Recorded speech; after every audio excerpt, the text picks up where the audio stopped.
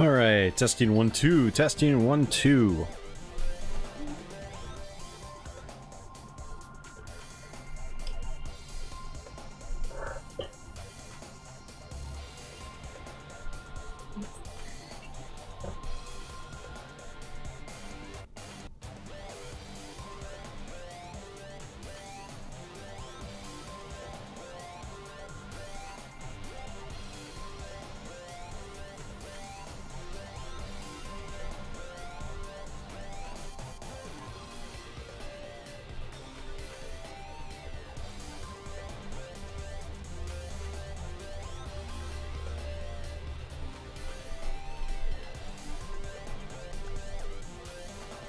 Hey, Sleeves of War.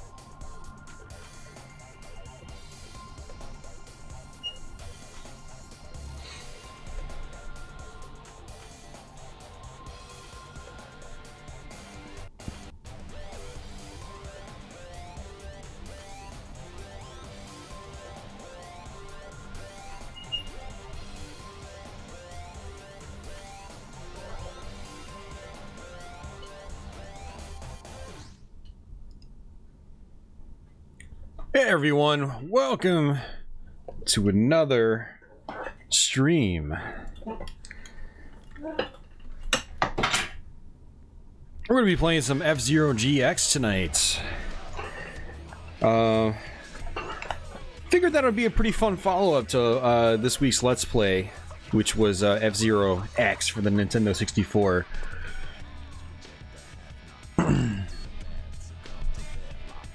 So, F-Zero GX is a very, very difficult game. It's one I'm not sure if I'll ever Let's Play. Maybe I'll Let's Play the GP race on normal difficulty sometime. Not anytime soon. So I figured, you know what, let's go ahead and stream it. I know some people probably want to see me play this game. And it's actually been a while since I've clocked, like, real time into the game, like good time to the game, more than just a few minutes. So, yeah, it should be fun to mess around with this game tonight. Hey, Miku, and Squid Attack, and Joshua. Welcome to the stream, guys. So this is going to be one of those streams, I'm not entirely sure how long it's going to last. It could be a couple hours, could be a little bit longer, we'll see. We'll see how I get into this. So, I'm going to go ahead and just, sort of just chill here for a minute. We can just watch the attract mode play out for a little bit. And, maybe wait and see if a couple people drop into the stream before I start playing. Oh man. So yeah, got a Let's Play of Firepower 2000 coming this Sunday, aka Super Swiv for those of you guys in Europe. So check that out on Sunday, and I might actually have another unboxing video for you guys on Tuesday. Not something I was really planning on getting, but I think I think it's supposed to come in the mail tomorrow, so I'll probably record an unboxing video of it and probably try to post that on Tuesday. So just a heads up. How would you rank these three games in terms of personal favoritism? F-Zero X is definitely my favorite. As far as the second one, man, that's hard. Like, I would have to say the Super Nintendo F-Zero just because I go back to it way more frequently than I do GX. But the reality is, I probably actually enjoy GX more, but I revisit the original F-Zero much more frequently. So, and then GX after that. But I mean, they're all so good. I mean, it's one of those franchises where it's kind of hard to rank them. But from a general gameplay perspective, I do enjoy F-Zero X the most. It's got the tightest controls, and thus the most satisfying racing for me. I also love the soundtrack in that game. Like, the GX soundtrack is pretty sweet, but I just love what they did with, like, the hard rock and heavy metal music in F-Zero X. Hey, Wayne. So your bagels are done, Wayne? I was actually streaming on Twitch, and just like up to 10 minutes ago, I stopped my stream on Twitch and then came over here, and Wayne told me that he was making some bagels. So hopefully those bagels tied you over, Wayne. Yeah, I still need to go back and play through the Game Boy Advance F-Zero games. Like, I played, what, Maximum Velocity? Is that what the first one was? I played that a little bit back in the day, but I didn't really clock that much time into it, even though I owned it. It was one of my first GBA games I bought. And then GP Legend, I have barely played that at all, so... Alright, well, let's go ahead and jump into the game, because I know people watching this on the archive probably don't want to sit there and watch that over and over again. So, F-Zero GX has a ton of different modes. You got versus, you got time attack, you can practice, you've got story mode, you can customize things, pilot profiles. If you go to that, you can actually read up on the profiles on all the characters in the game. Not really the sort of thing I personally take seriously when I play F-Zero, but it is interesting, and there's it looks like they only give you the characters that you've currently unlocked, and there's, just like F-Zero X, there's a ton of characters to unlock, so it's kind of interesting. Michael says F-Zero GX was his... Oh, geez, two Michaels at the same time. Michael and Michael. Hello, Michaels, plural. But one of the Michaels says F-Zero GX was his childhood.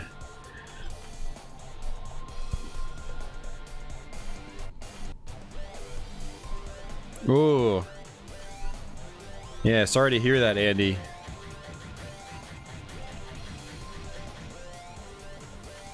Alright. So yeah, there's just a lot of stuff in this game, but we're going to be doing the Grand Prix mode. We might actually mess around with the story mode, like, late tonight. But right now, we're just going to be doing some GP races, and we'll see how I do. So... You know, I played this game for a couple minutes earlier today, just to kind of get a feel for it again. I was like, wow, this is so much twitchier than F-Zero X. It's been a while since I played this game.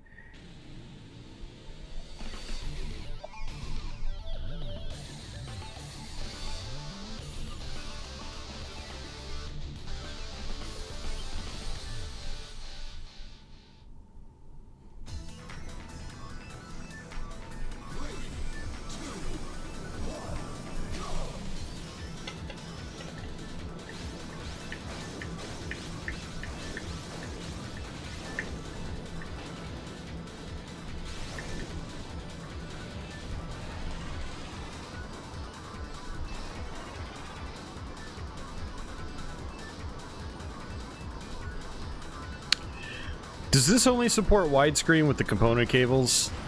Because I didn't see an option for it.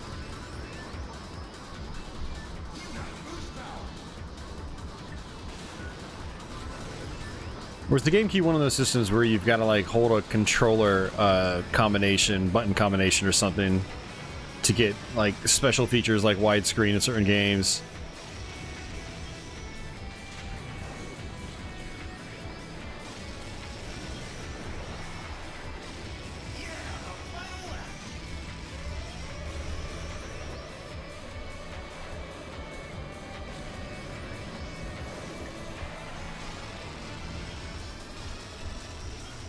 I don't know why I never noticed it until now, but this is, the backing tune's actually a remix of the Mute City theme. Oh, we almost got first. We were just right behind him.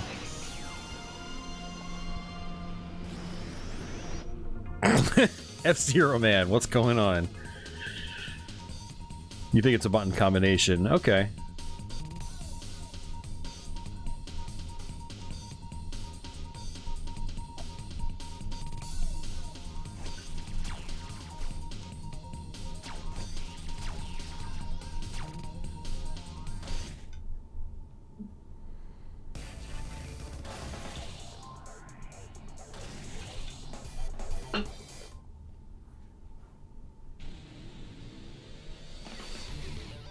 Yeah, one of these days I'm gonna have to try some of these GameCube and Wii games on the Dolphin emulator.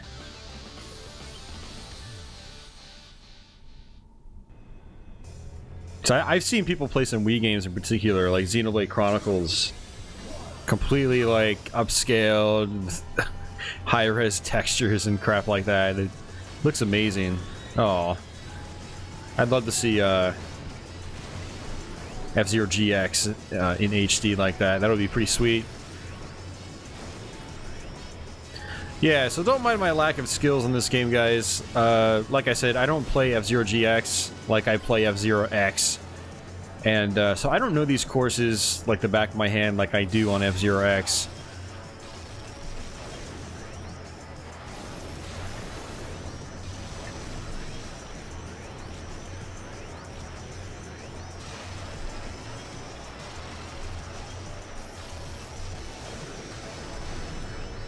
Yeah, this is so much twitchier.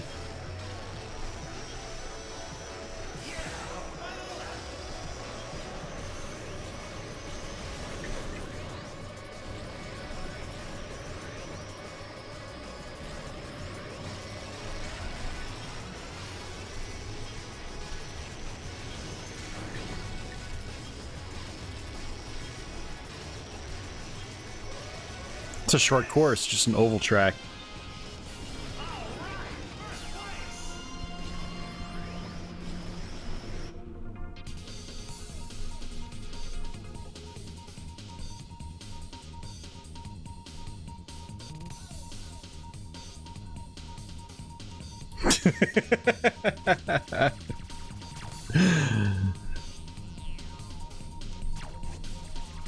Thanks, Michael.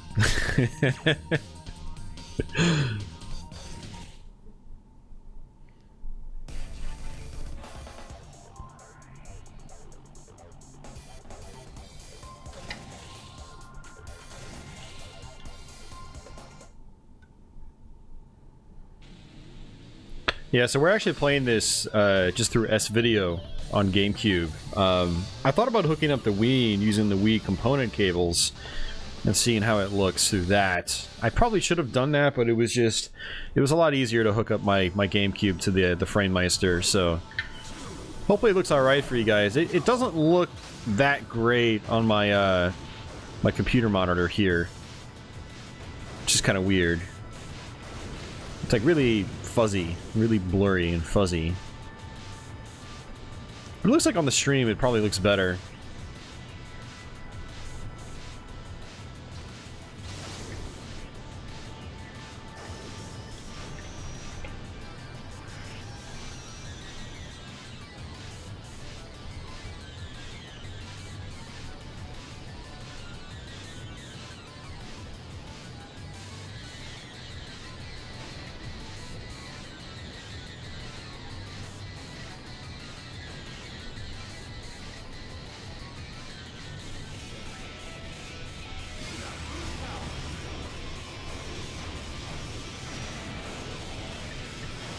Ooh, that was close. That did some damage too.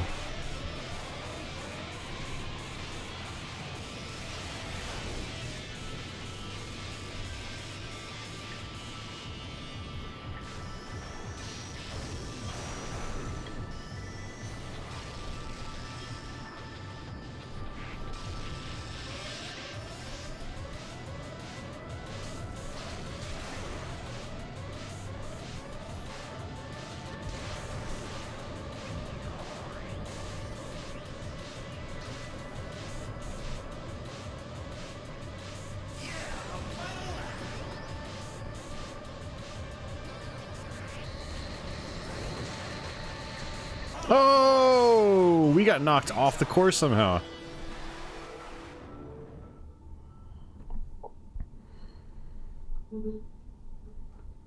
Yeah, I haven't watched any. I haven't really watched anything with Summer Games Done Quick, surprisingly. I look forward to it, but I've just been so busy with other stuff, I haven't really caught anything.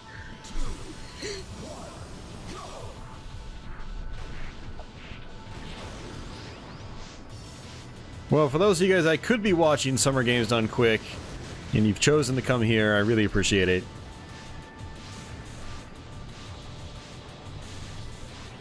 Of course, you could always be watching both.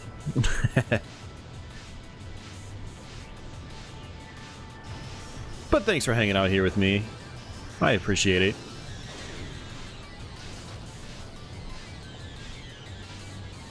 Yeah, and I hope I get to show you guys some games that don't get streamed every day.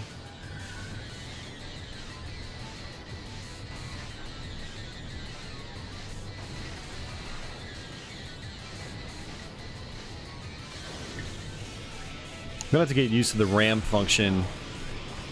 Like I said, I'm so used to F-Zero X, some things just kind of, are gonna take some time to get used to on this one.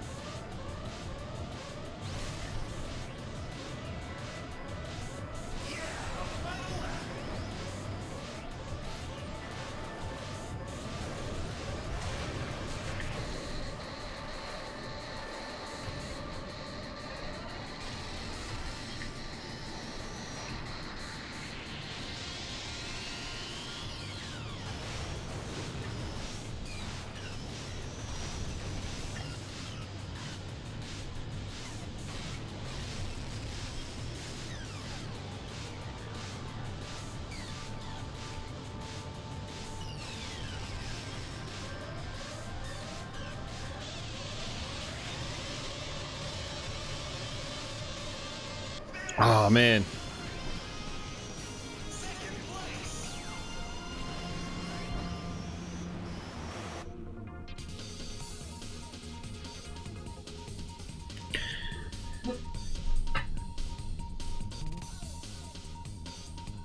Oh, thank you, Andy.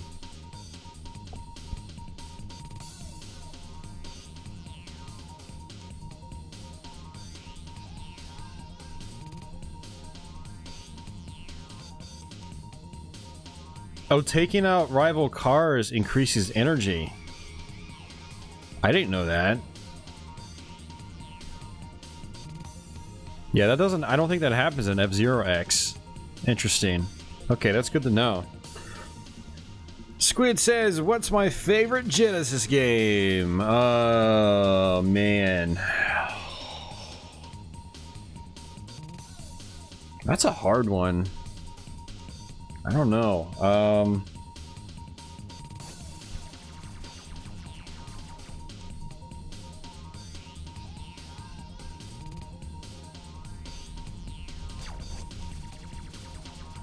Man, what's my favorite Genesis game?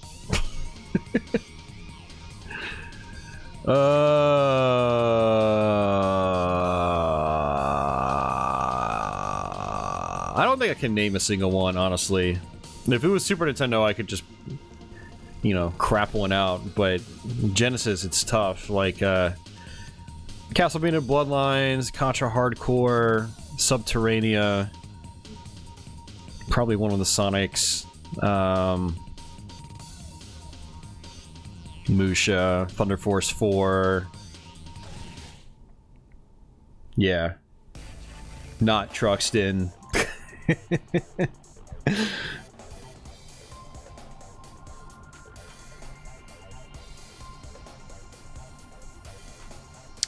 Yeah, Kid Chameleon's actually one of those games I want to try to learn sometime and do a Let's Play on it eventually.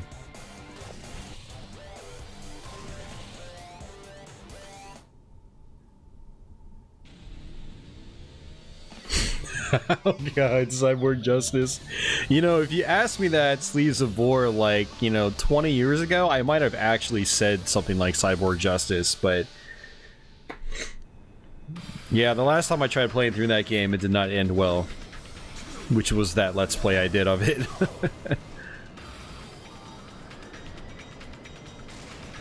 Hey, Taylor.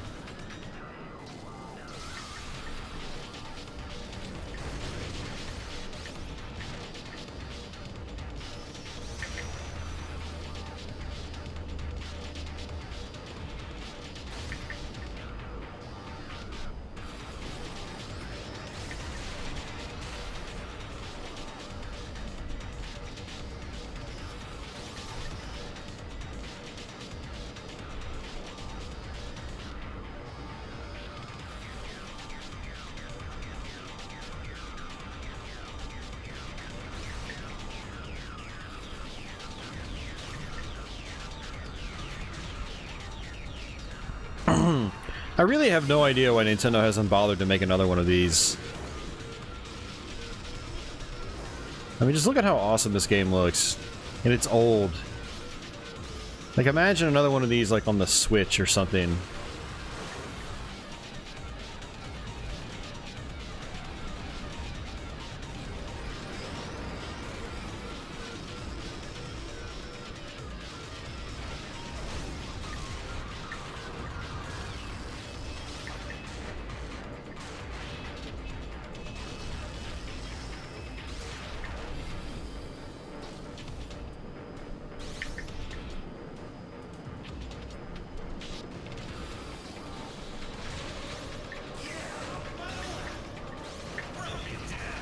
Broken down.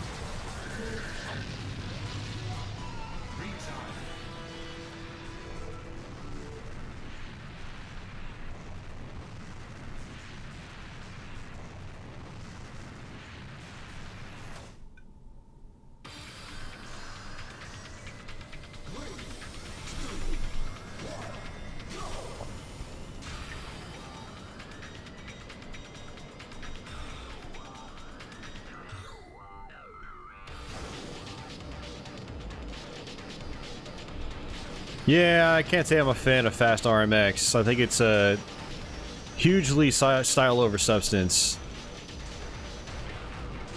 Hugely style over substance.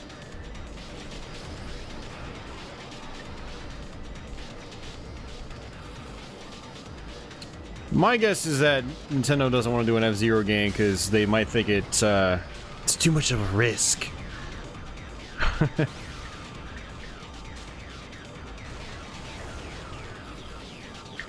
I don't know, just a thought. I don't know if that's the actual reason.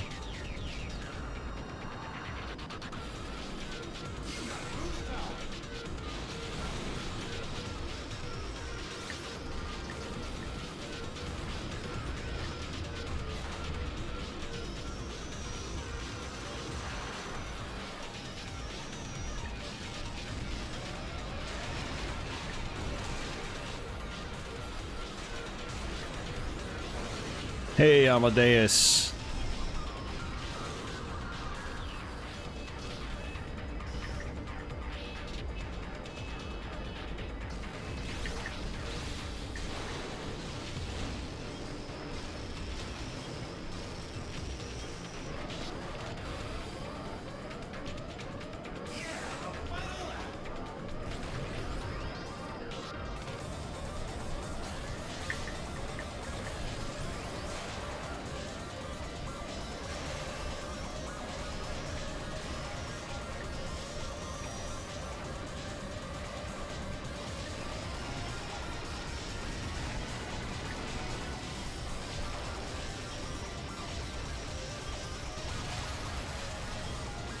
Oh, come on.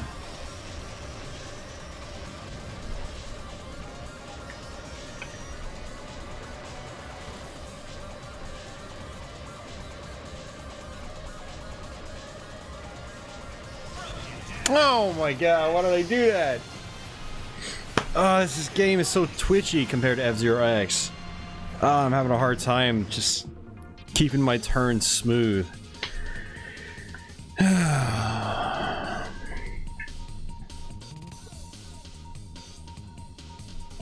They didn't advertise I mean, I don't understand what you mean, F-Zero, man. F-Zero, I was there working retail when F-Zero GX came out, and it sold well for us.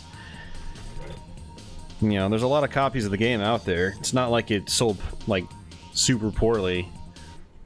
But I highly doubt it sold, you know, Mario numbers.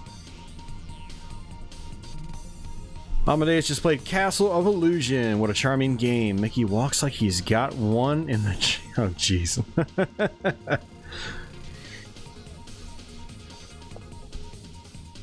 It does, Andy. It does still look great. You know, like, one of the reasons I'm not talking that much is I'm just, like, enamored by the visuals. I'm like, look at that. Thunder and lightning and rain and, like, the glow on the exhaust, and it's just, it's so cool. It is a fantastic looking game.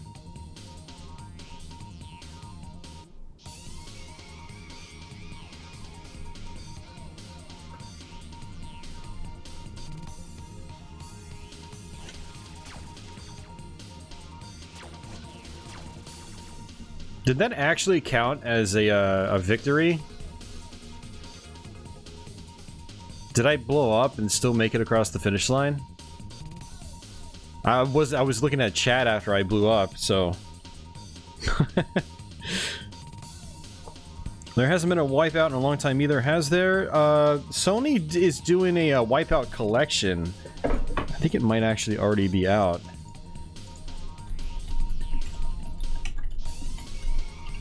So they're doing like a Wipeout collection on PS4, which is, I think like HD remakes of, or remasters of their handheld Wipeout games. So... Oh, it came out in June, yeah. I thought it came out. So whenever I get a PS4, I need to buy that.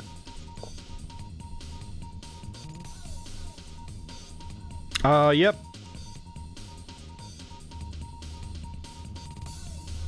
Yeah, I've heard of JJ and Jeff. I haven't actually played it, but I've seen some stuff on it.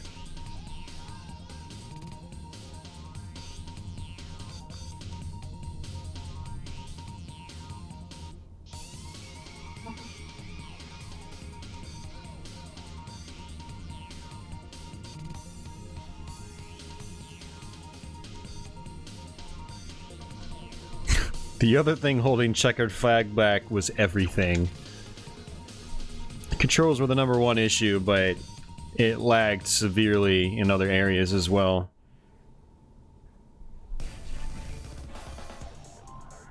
Frame rate was the other big one. I mean, it would dip down to like 2 frames a second. It's that bad. And that's unplayable. That's unplayable no matter how good the controls are.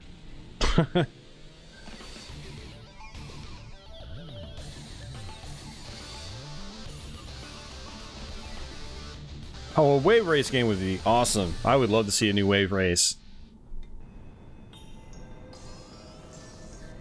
And that's one of those games I have on GameCube that I want to spend time on, time with on stream.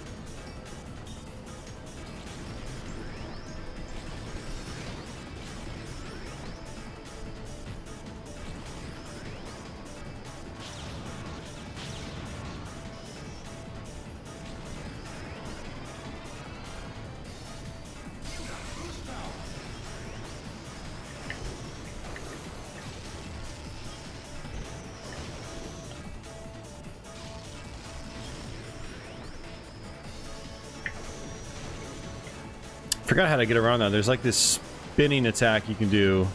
You can use that to get around those weird turns.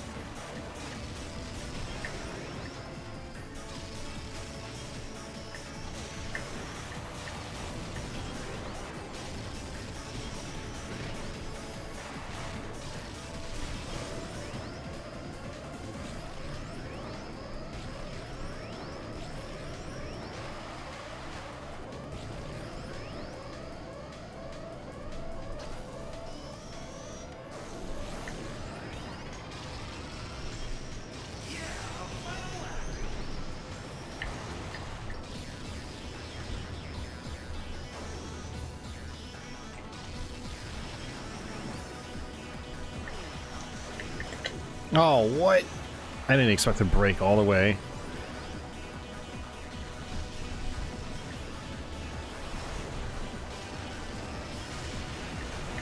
Oh, what am I doing? That was awful.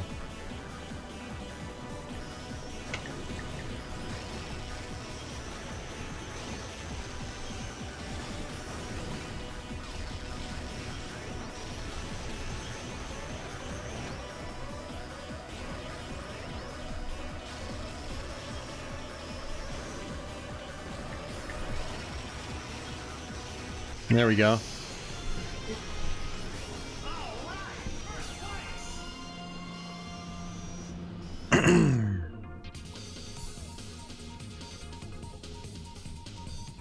Yeah, I don't know Sleeves of War, because, like, you don't see too many games out there that involve, like, heavy water physics.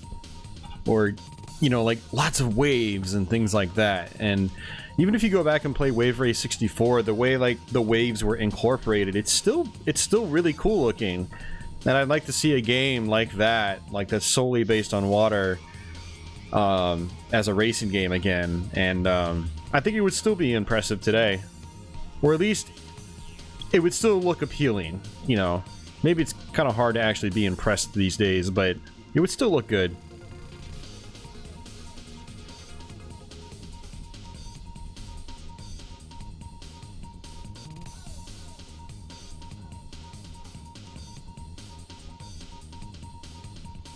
But yeah, Andy, the less mentioned about Checkered Flag, the better.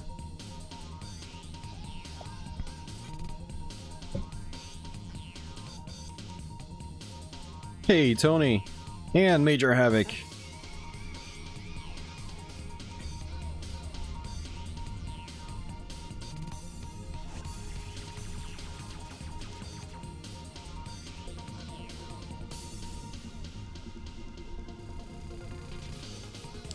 Yeah, Michael, snaking is a thing, and I've never done it before.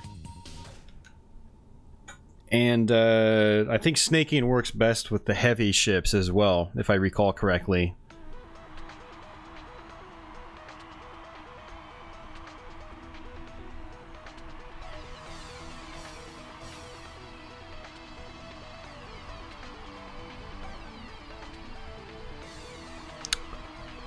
It is not better than Gem Power Wayne.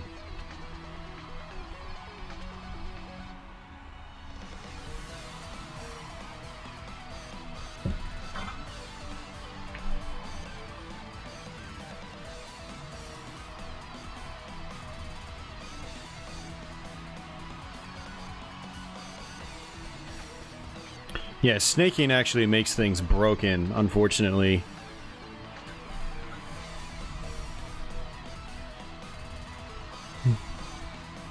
So I always kind of looked at it more as like cheating than anything.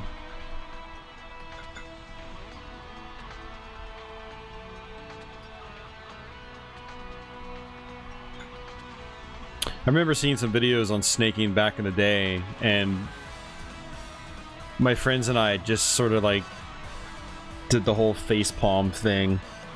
Just like, oh god. This is broken. So broken.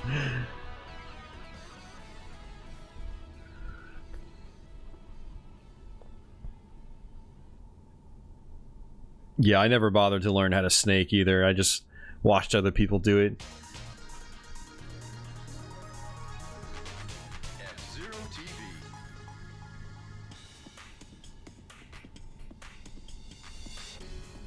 From the special F-Zero GP venue, we're broadcasting an interview with the Grand Prix champion. Okay then, I'd like to ask you Mr. Zero.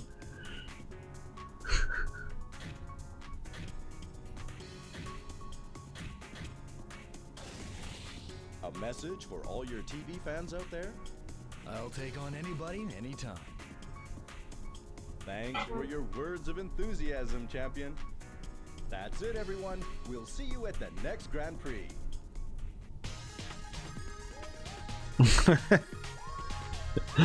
Oh, man.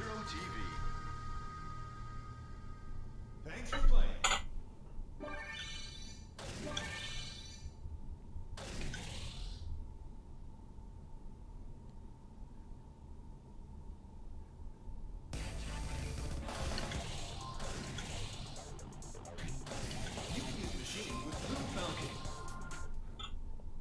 Yeah, so I really gotta get a hang on the attacking in this game. Ramming into rivals and whatnot.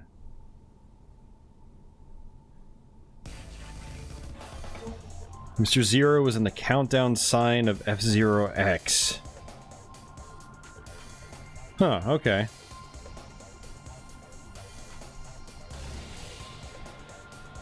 Sonic Phantom.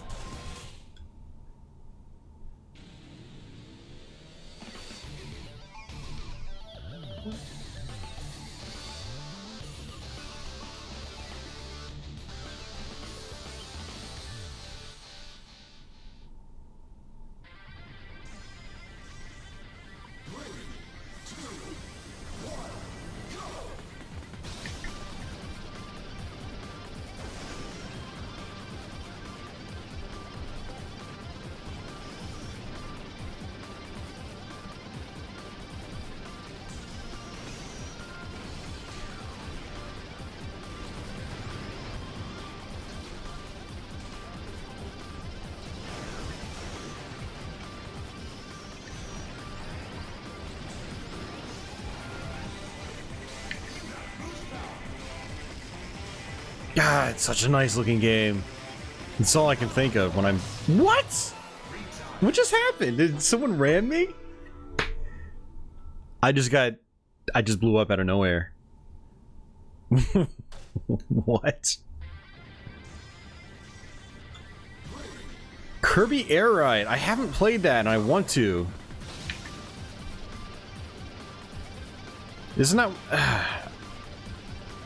Yeah, I need to build my GameCube collection, but some of the games, like the Nintendo property games, are going up in price, and I'm like, do I really want to pay 40 bucks a game? I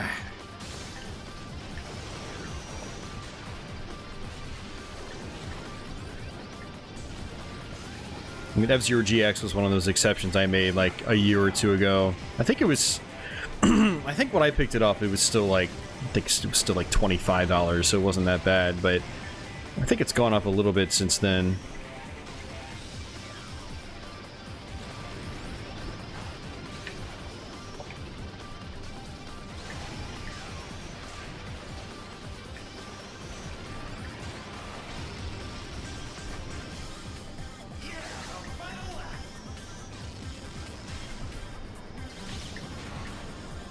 See, I want to destroy someone and see how much boost it gives me.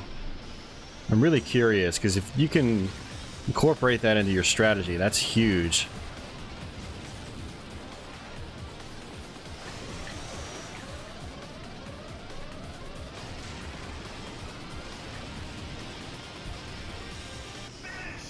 Well, that was horrible.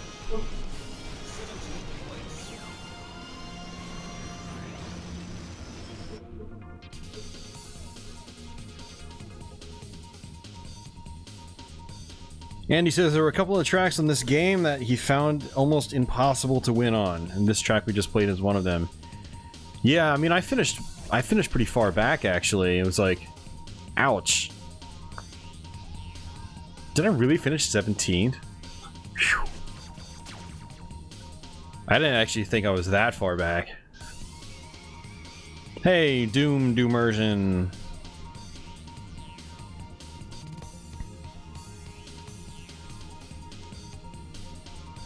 Oh man, Sleeves is dipping out. It's all good, man. Thanks for stopping in, though.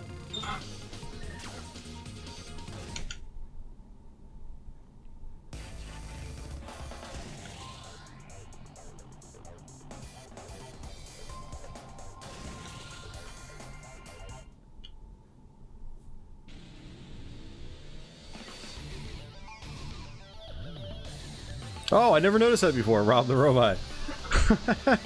How did I never notice that before?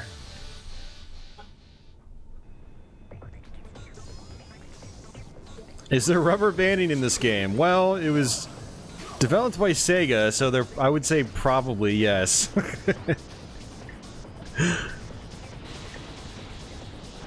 Probably. Of course, there's other people in the chat that are much more experienced with this game, so they can probably clarify.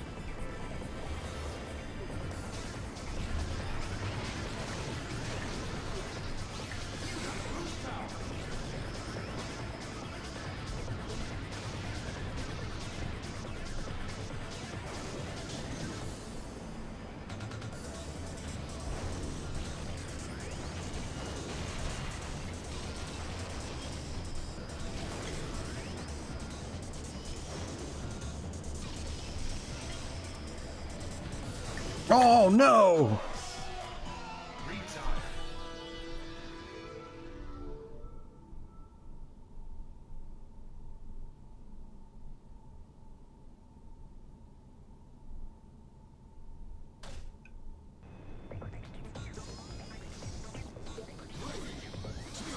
Yeah, rubber banding's pretty dumb. I'm not a fan of it, personally. And I don't think F-Zero X has rubber banding. I mean, I actually mentioned it in my Let's Play. And it's one of those games that feels like when you're ahead, you're ahead. Like, your skill's rewarded, basically. But yeah, Sega's notorious for implementing rubber banding into their arcade racers. Like, F355 Challenge is one of them that has severe rubber banding. It's like, no matter how well you're doing, they're always right behind you.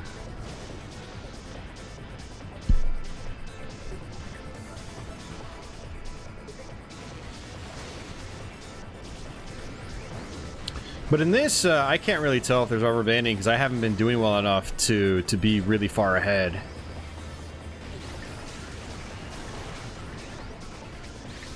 I just keep sliding all over the place, too.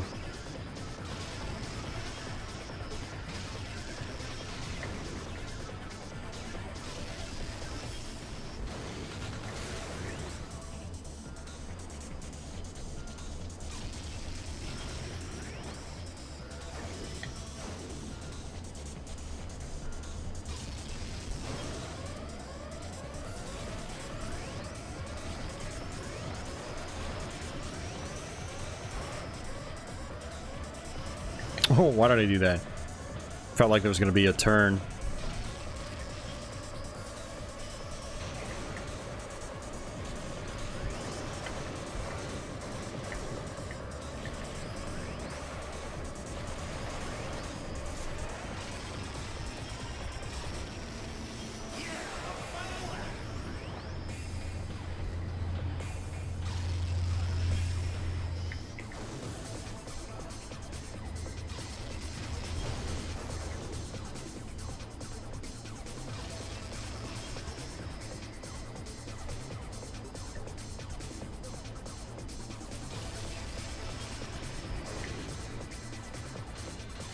Ah, man, I'm so slippery.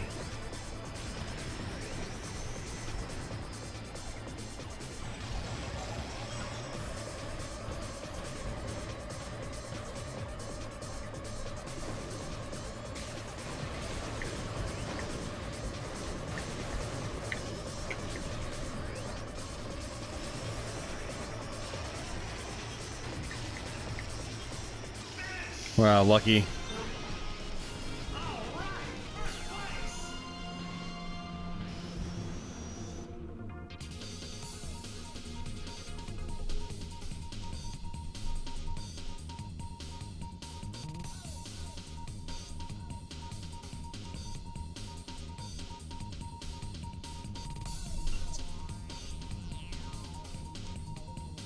So the CPU in this game responds to your boost with its own boost. So to win on higher difficulties, make sure you have enough boost to get a good run at the line. So basically right before the finish line. Okay.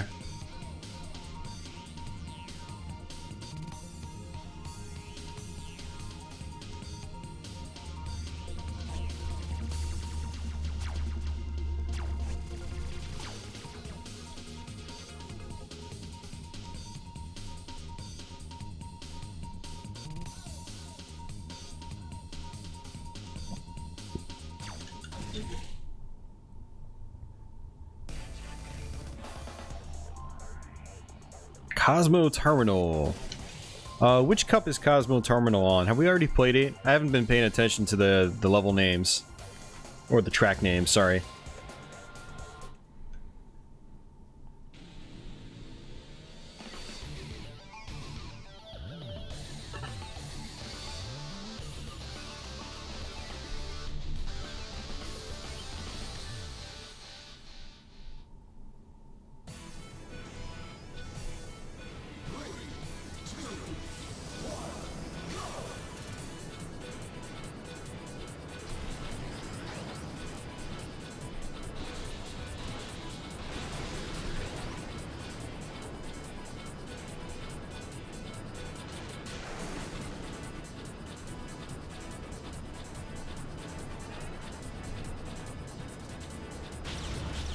Oh, I didn't see those mines.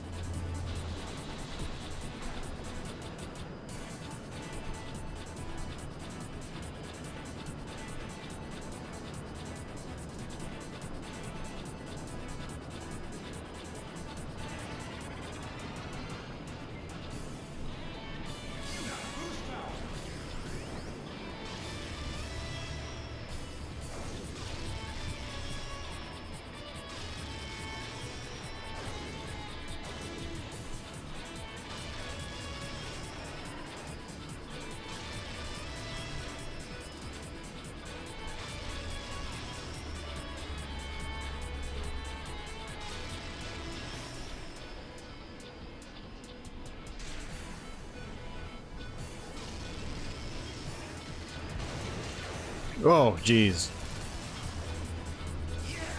That was a bad time to boost.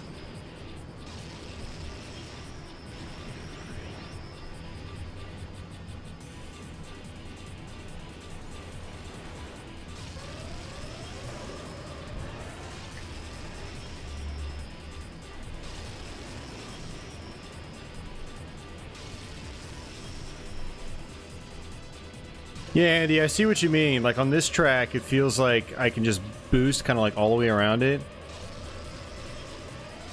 And then I get shield like that.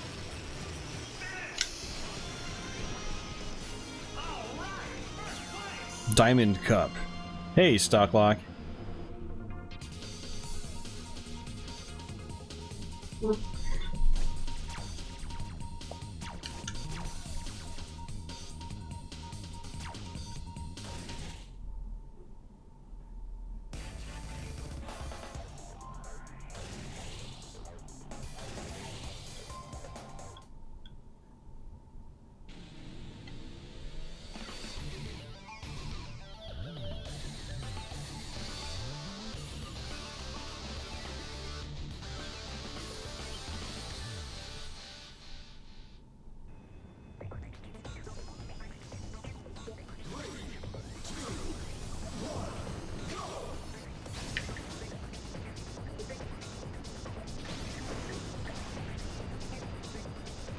Oh god, this reminds me of Tube Slider on the GameCube.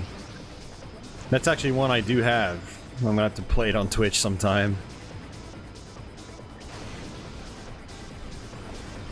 Actually, you know what I should do is, like, at the end of the stream, switch over to Tube Slider and tell people it's F-Zero GX. For, like, the people that stumble upon this stream late. And of course, now I've given away my secret plan, so I guess I can't really do that now.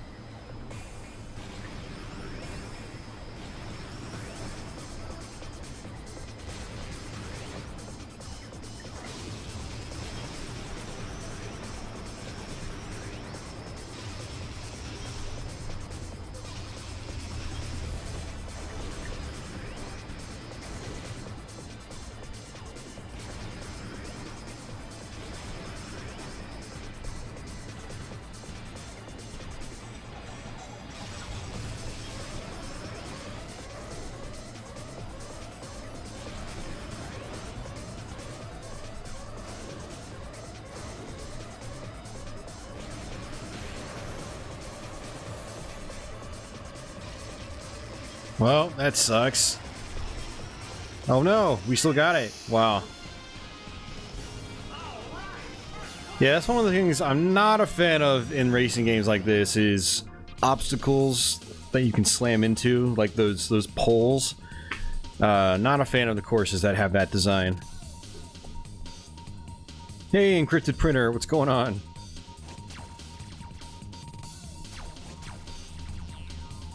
Ooh, look at that. I must have knocked out one of my rivals. That first guy I knocked out. So that put us back at the top, which is good.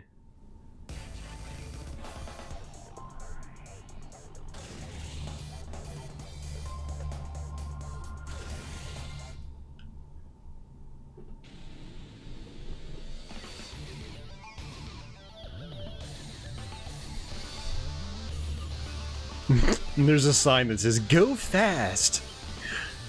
It's like, I don't think I have a choice. It's F-Zero. It's either go fast or don't even play at all.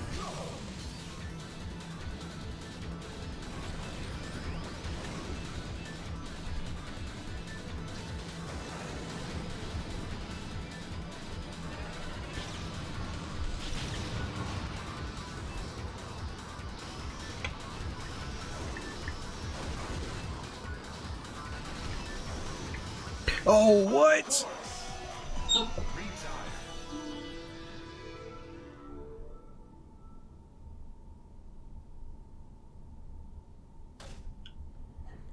Yeah, an encrypted printer. I mean, the series has always stayed fairly true to its roots. You know, I mean, not that there's been a whole lot of F-Zero games compared to, you know, other Nintendo properties.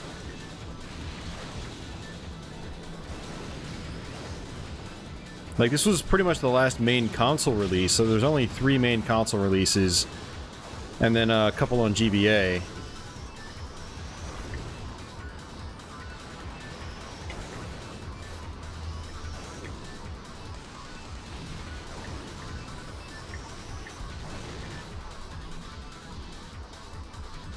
Yeah, I mean, each one on the console pretty much, you know, just improved on the previous formula.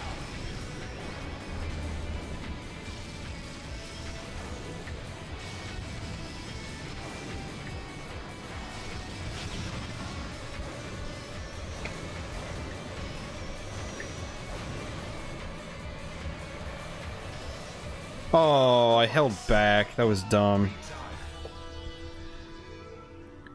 F-Zero 2 was something that was in the works, but it was cancelled. Never came out.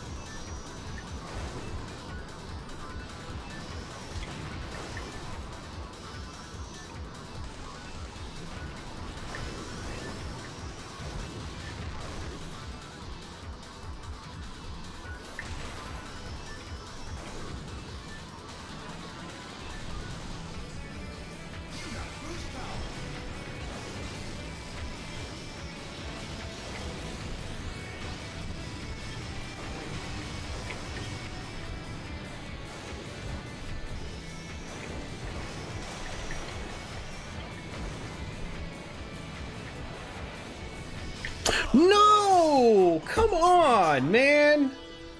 I think we have to do the whole cup over. Yep.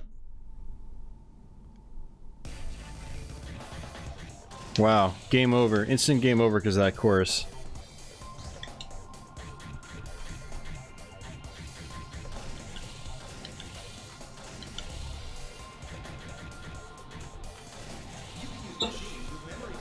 Hey, Georgia. Oh, there was 3 on GBA. Climax, that's right. For some reason I thought it was just Maximum Velocity and GP Legend. Oh, that's why I forgot about Climax. It's Japanese only.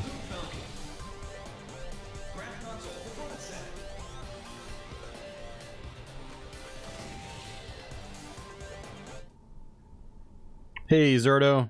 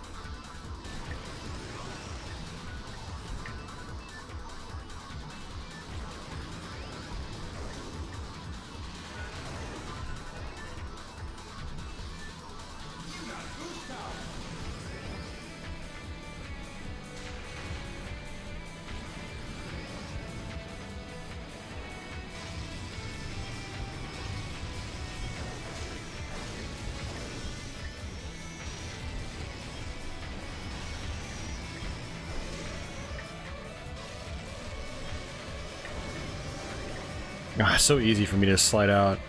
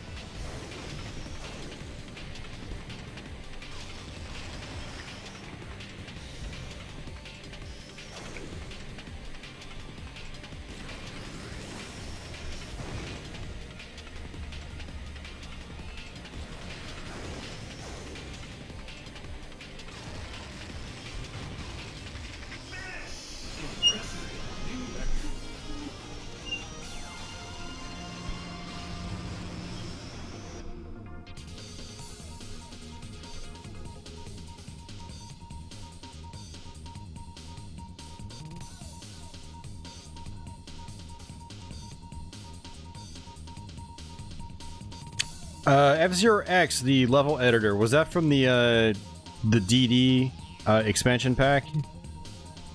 I thought I remember hearing something about a level editor, but I don't remember seeing that in the original game. I was actually, like, hovering over the Buy It Now button earlier this week for Nintendo 64 DD.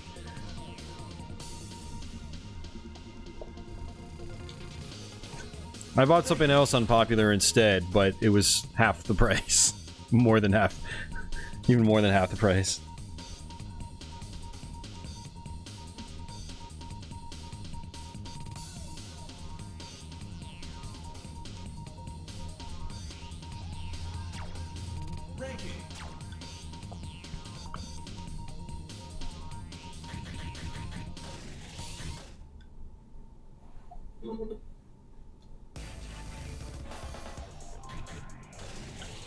Alright, let's try this again.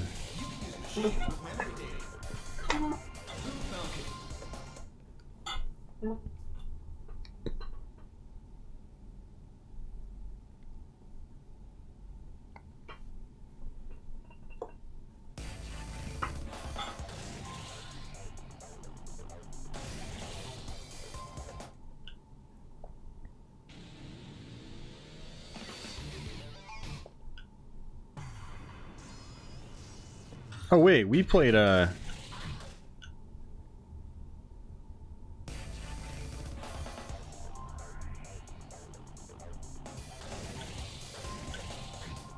sorry, we were just on the second cup. You had a DD but sold it. Okay.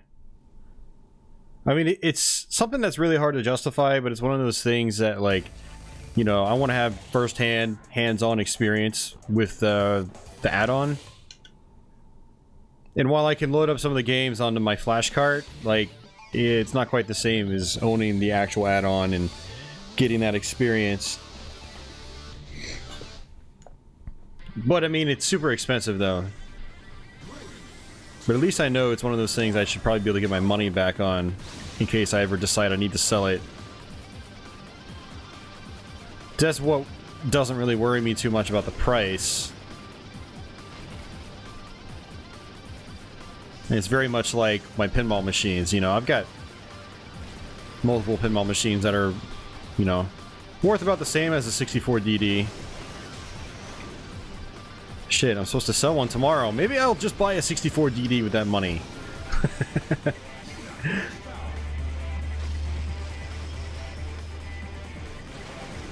I actually need to put it towards credit card debt. Since I bought a bunch of gaming related items over the last, you know, month and a half, 2 months.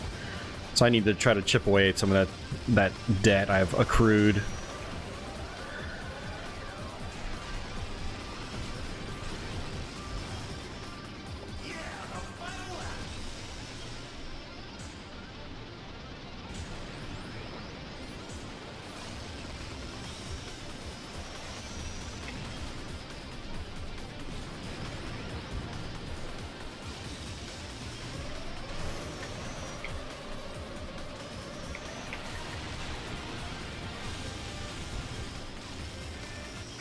Damn. They're still like 5th or 6th place, I think.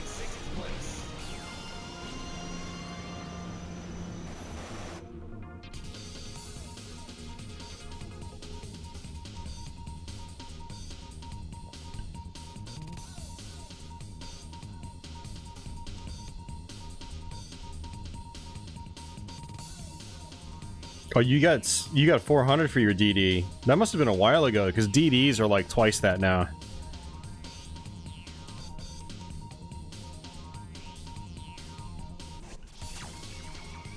I mean, you can get them a little bit cheaper in kind of like, you know, I saw one for like 600 bucks. It was one of the RandNet models, which is more common apparently than like the straight retail, like Nintendo versions. But the box was all like, I don't know, had like packing tape on it and stuff like that. So I was like, if I'm gonna drop money on that, it's like I might as well get a nice one. I think it was also missing a couple items too. Yeah, they still seem like they're like 800 minimum if you want one in a decent shape. 800 to $1,000.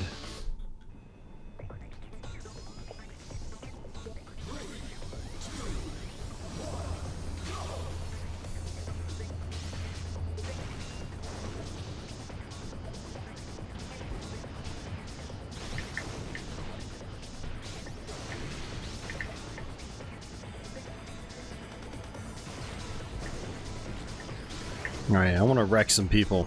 Literally.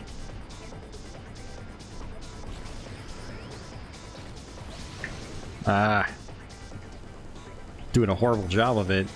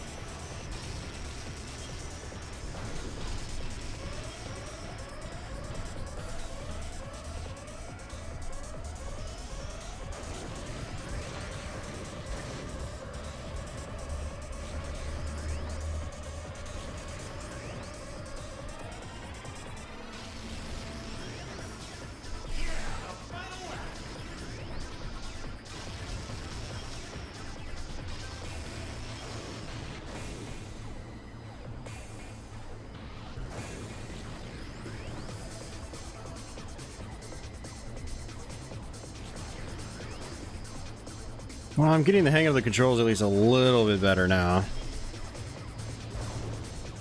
It's still taking me a while to adapt to it.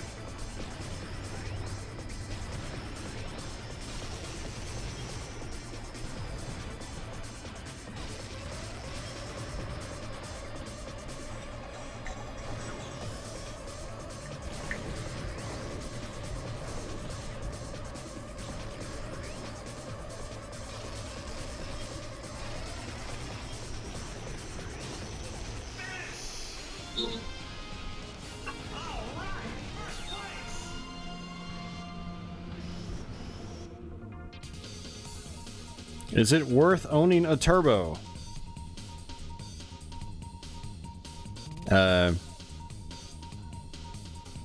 Turbo graphics?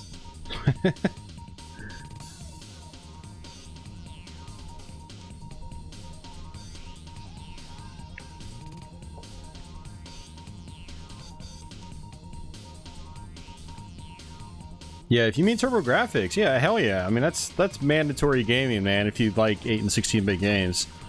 Mandatory gaming.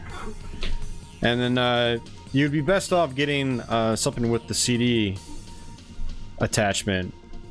Either turbo graphics in CD or PC Engine in CD, or a Turbo Duo.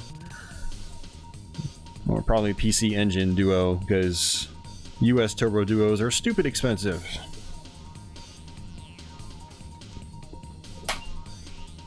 You should totally buy a TurboGrafx and a flash cart, and then have fun, because it's awesome.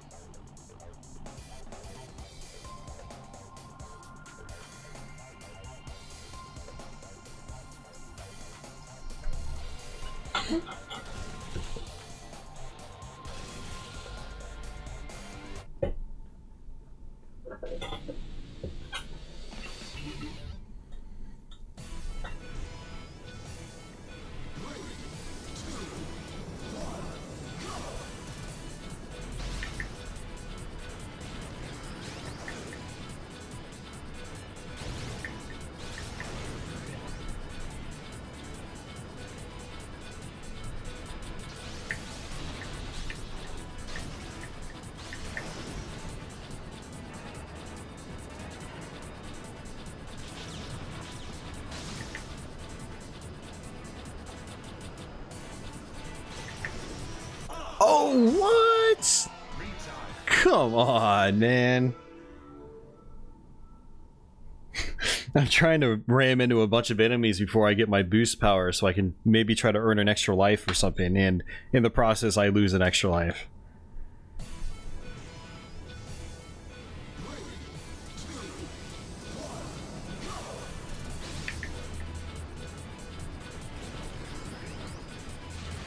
Snoopy Clone, they're releasing Axiom Verge on the Wii U as a physical release, so I don't see why they wouldn't do the Switch one as a physical release. Whoa, I did it again! So you can't do your attack on those, like, weird little hills, otherwise you'll just fly off the course. That's weird.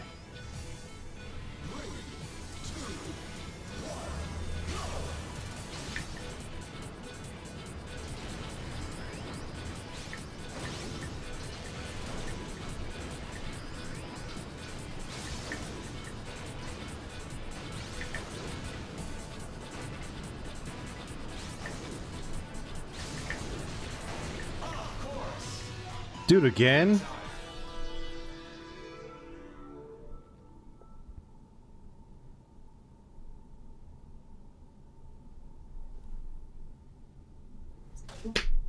Make the 3 times game entertain. I'm gonna have to end up doing this whole cup over for a 3rd time.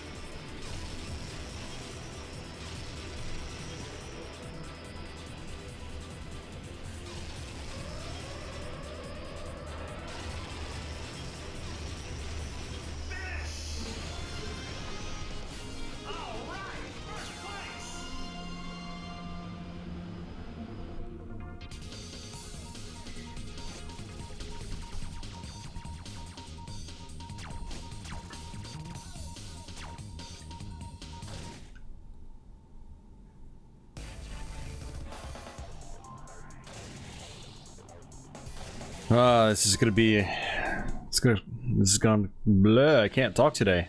This is gonna come close.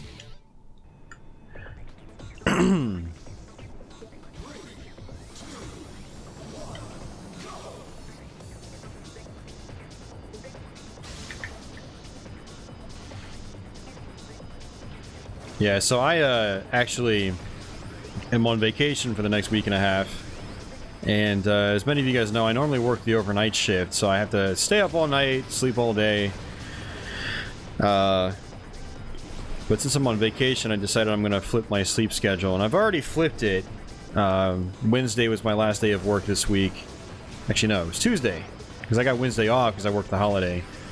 And worked all night Tuesday, stayed up all day Wednesday, killed my body, staying up, you know, over 24 hours.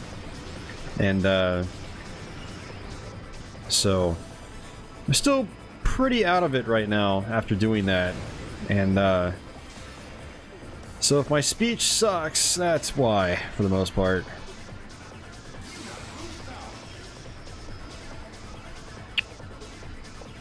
So I'm actually probably going to go to bed right after this stream's over, which is not how it usually works when I do these YouTube streams. Normally, I wake up right before doing the YouTube stream.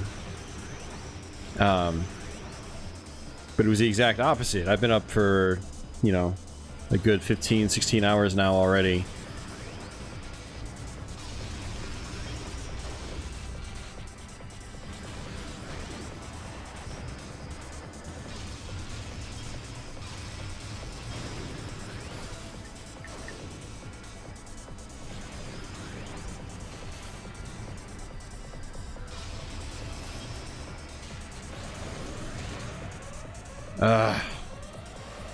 I hate these things, man.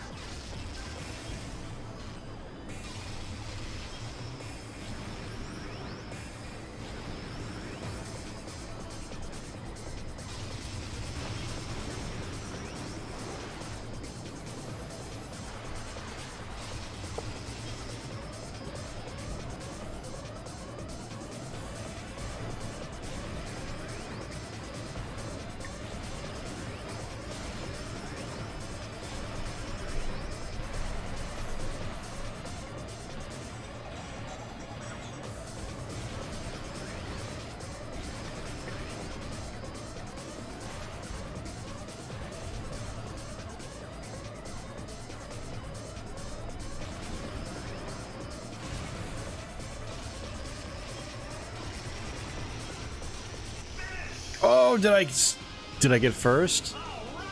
Oh, wow. Right at the last possible moment.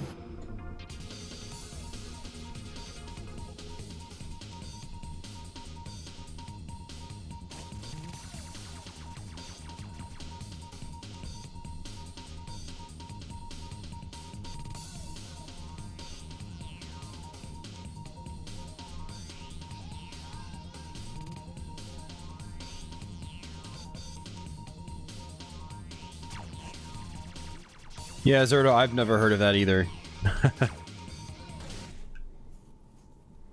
Are there people over there in Germany, Zerto, like making stuff up, trying to make the USA look bad intentionally?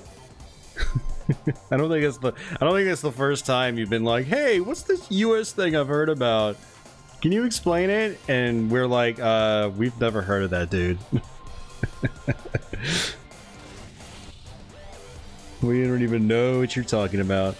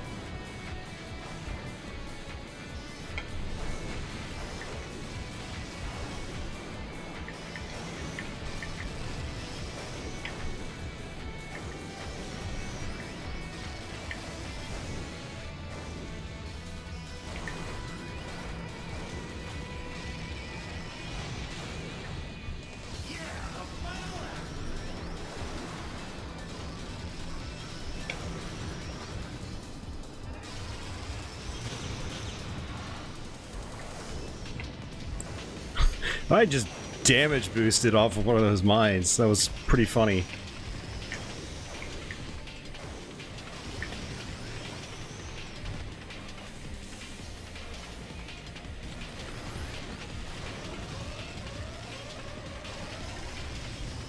Well, that was close. Yeah, I think I might still have first overall.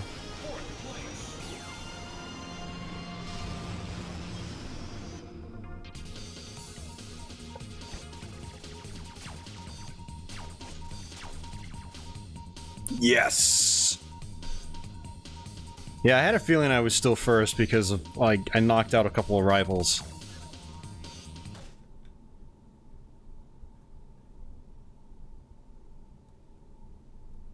Georgia got it right.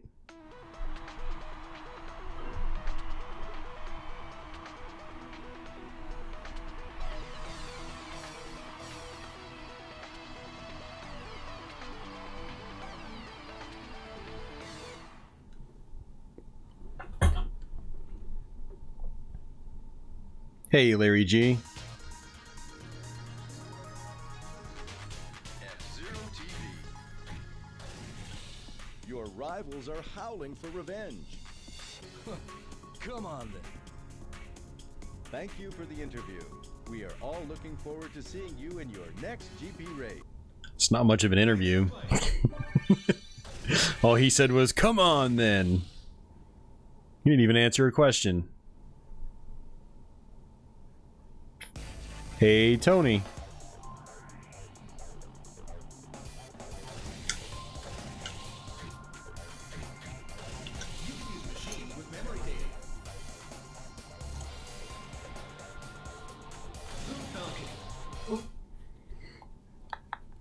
Yeah. He asks the hard questions. Like, Captain Falcon, what did you eat for breakfast today? I ate air. Nice sleeves. Welcome back, welcome back.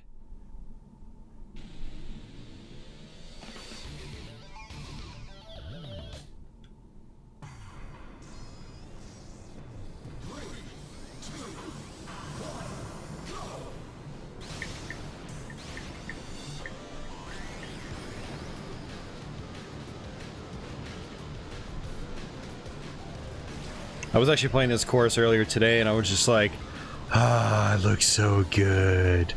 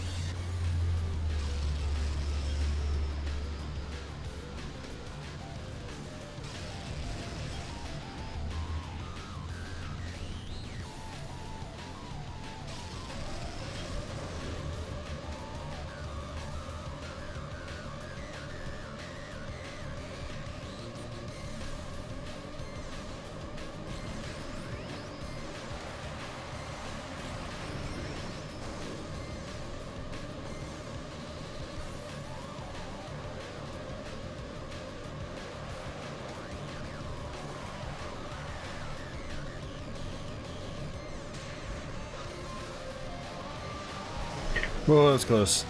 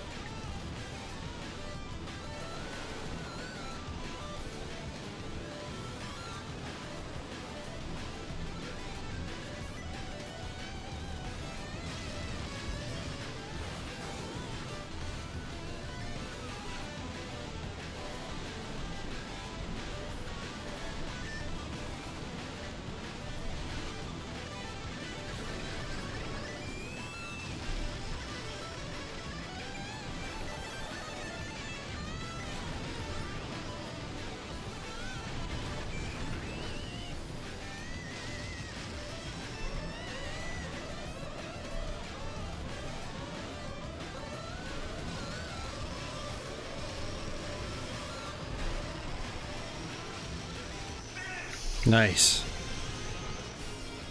Hey, Joshua. Welcome to the stream.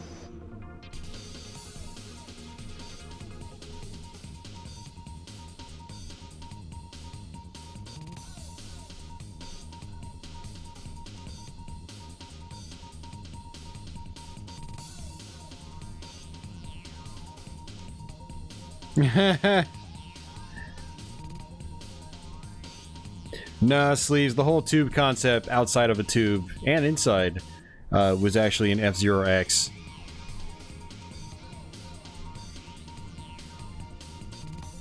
And the thing about Wipeout is you never had a course design like this. Like, you were always on a track in Wipeout.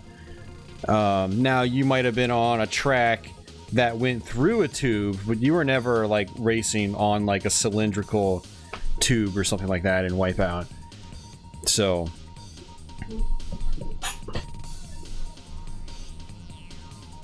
yeah, well, Sega developed this game. I'm sure Nintendo had heavy oversight on the game. But yeah, Sega did a bang-up job with this game. Just really, really good stuff. And it's actually interesting playing this directly after playing a lot of F-Zero X, because, you know, I practiced it on Twitch, and then I did the whole Let's Play. And now I'm playing GX, and it's interesting seeing the traits that, you know, have carried over from F-Zero X. Like, when you fall off the track, it comes up with the same retire music as F-Zero X, or like a remix of it, and it's got like the same retire text, which is kind of interesting. I noticed that callback. And then like the results screen and all that stuff is pretty much the same. But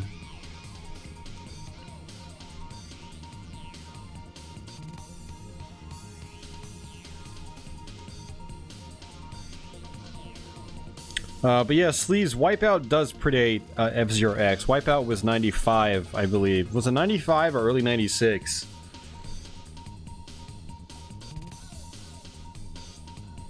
And yeah, Tony, there was an arcade version of this. It's called F-Zero AX.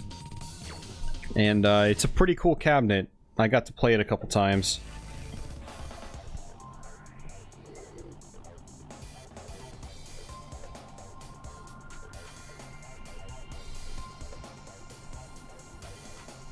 Yeah, I mean, I don't think online play was really necessary for this game.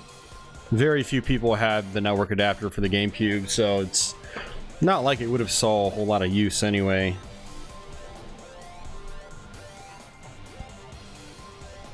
I think Zerto said it best. GX came out during a time when Nintendo was still confused what the internet did.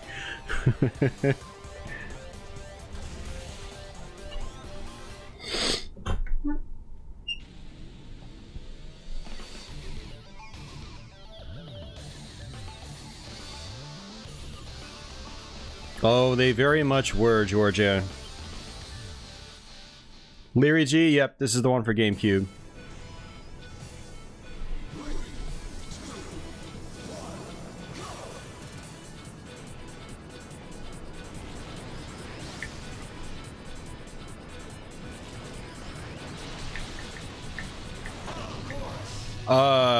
Okay.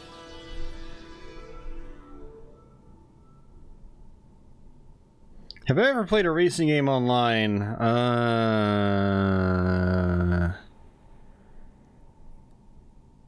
trying to think. I don't think I have.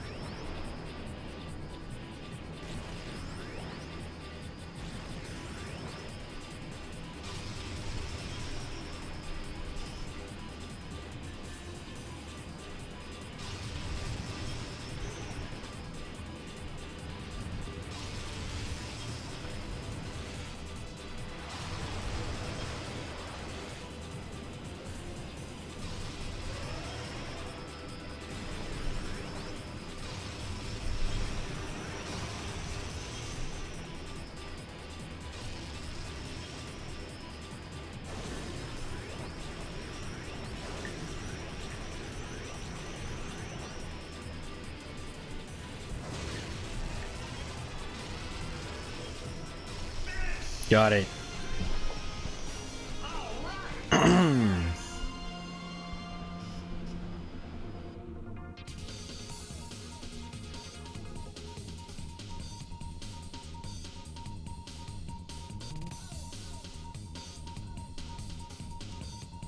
Hey, Wasp. F-Zero X Climax. Or F-Zero Climax on Sensei mode.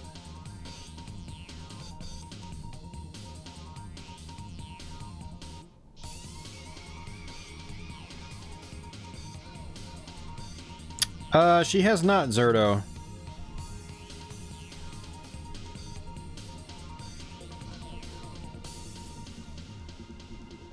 Yeah, I'm gonna eventually play the GBA versions. Yeah, yeah, I'm not really looking for a challenge, though. If I do anything, I'm gonna try to do F-Zero X on Master Mode, because that's, you know, I've done Expert. Hell, I did Expert in my Let's Play. I've never beaten it on Master, so if I do anything, I'll do that first, personally. But I definitely want to play the GBA ones just on their default difficulties, just to play through them.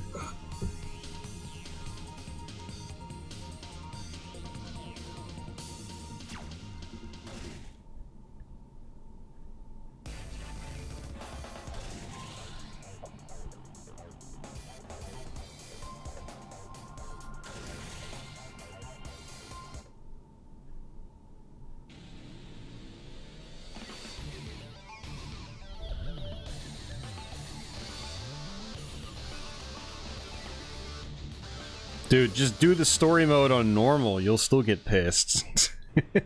The story mode in this game is infamously difficult.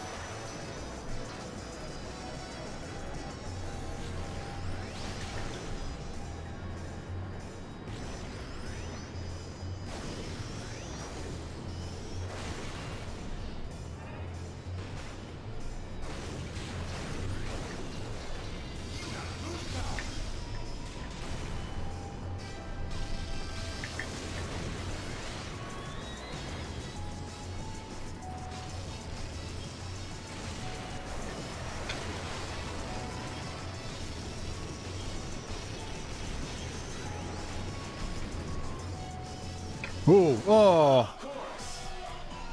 The two sides of the courses blended together and it looked like the same track.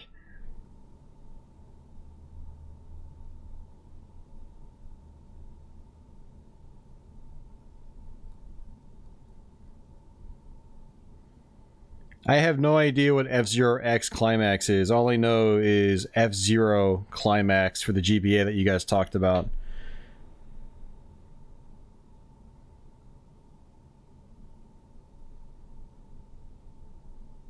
Maximum velocity was fine, Tony.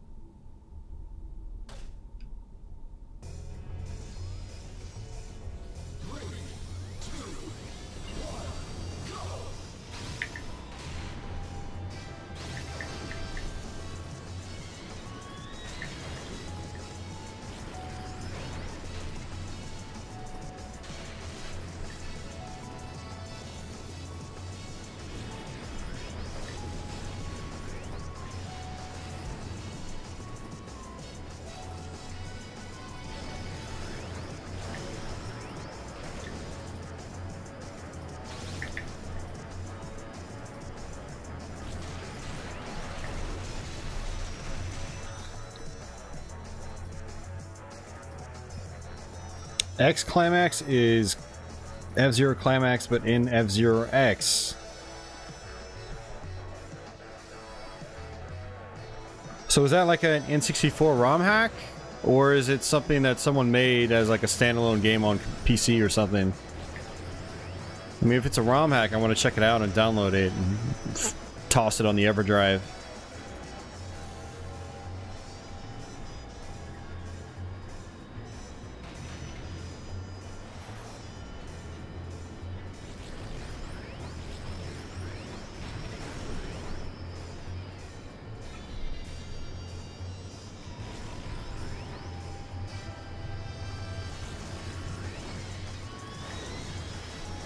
Oh, that's not good.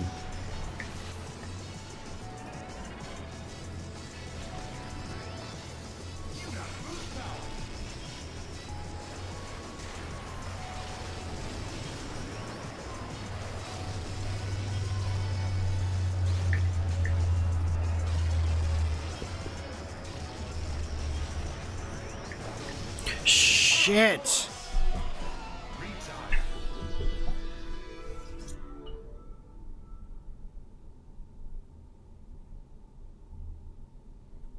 Okay, I'll check it out then.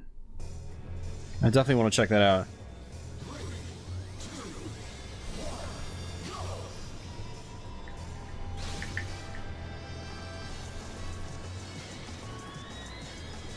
Should have knocked out the rival. Wasn't paying attention.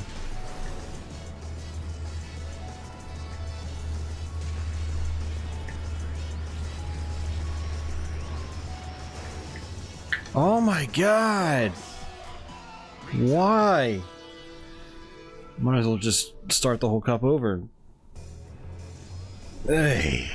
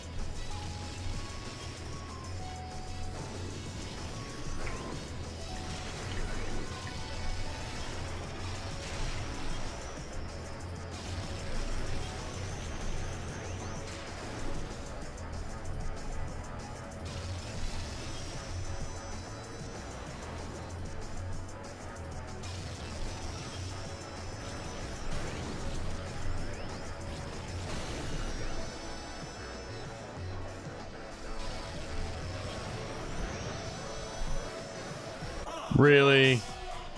Really?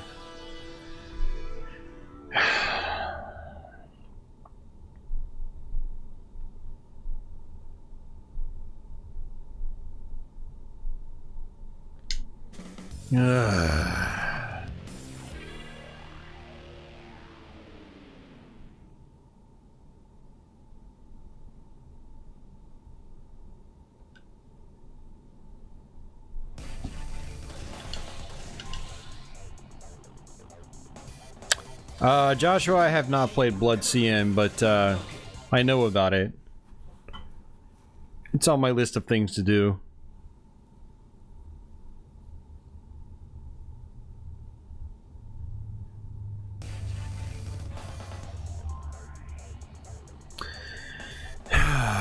Alright. Yeah, no, I know about all the spots in F-Zero X, but this is the first time it's happened from a boost on GX for me. I know GX is a lot more lenient with that, but and obviously it's something I have to watch out for.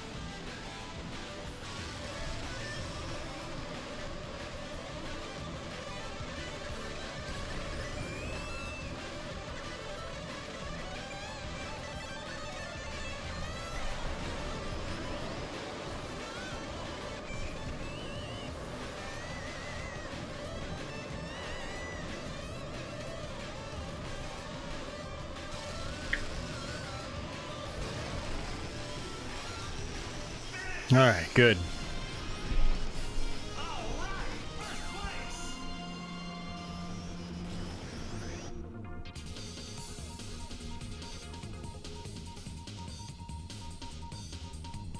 Yeah, so in F-Zero X, you can fall off like the smallest little bump. Like, what track is it? Is it track 2 on the first cup in F-Zero X? Was it Silence?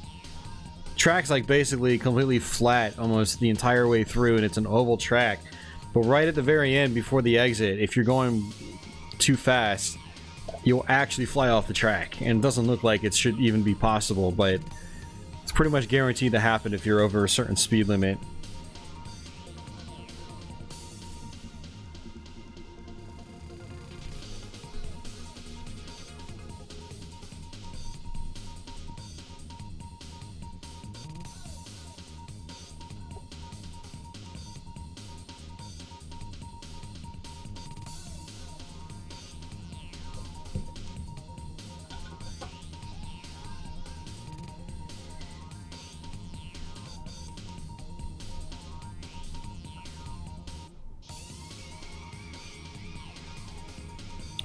Miku, it might be Extreme G.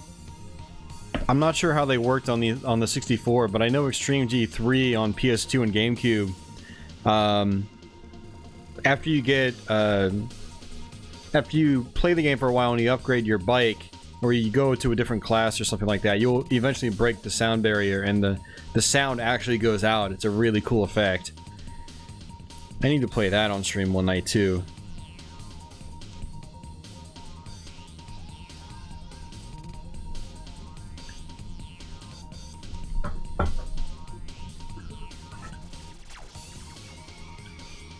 I actually...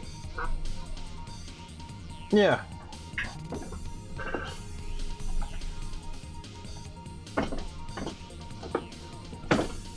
I do have Extreme G3 for GameCube. We might have to make a dedicated stream out of that sometime too. I really like Extreme G3. I didn't really get into the 64 ones, but part 3 on GameCube was pretty sweet. It gave me my F-Zero fix before F-Zero GX was even a thing.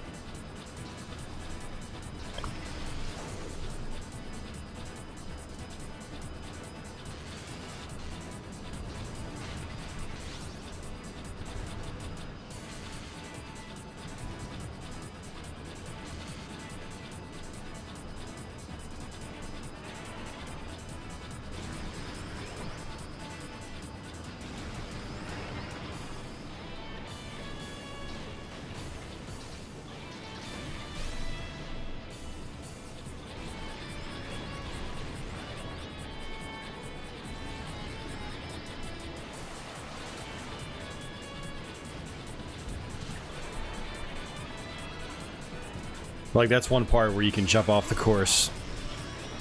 You have to intentionally slow down.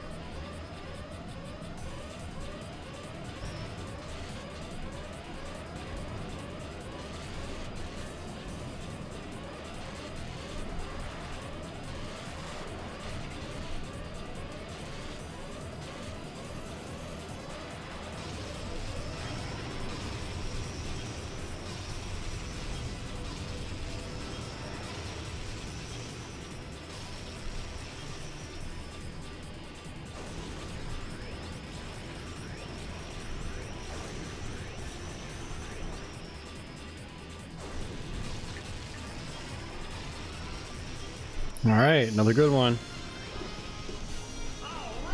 Later, F-Zero Man. Yeah, can I interview F-Zero Man before he goes? In the style of Mr. Zero.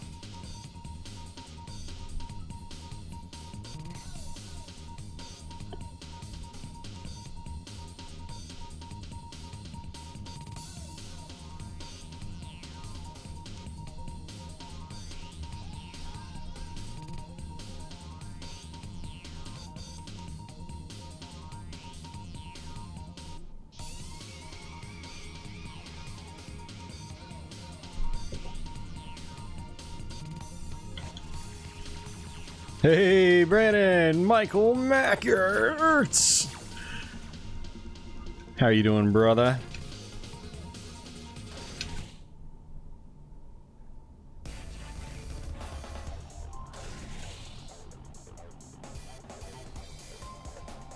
Sleeves is doing all the legwork, so we don't have to.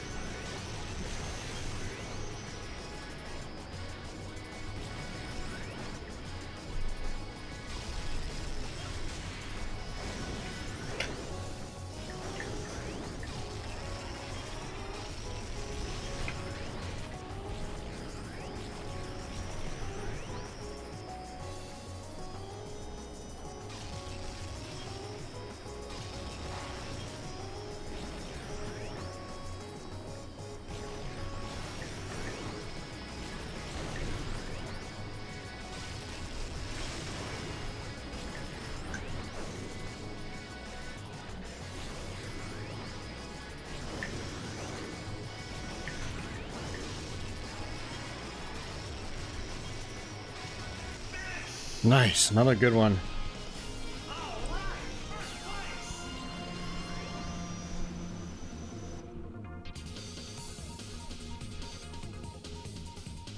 Oh, Michael, you did play this back in the day. Okay.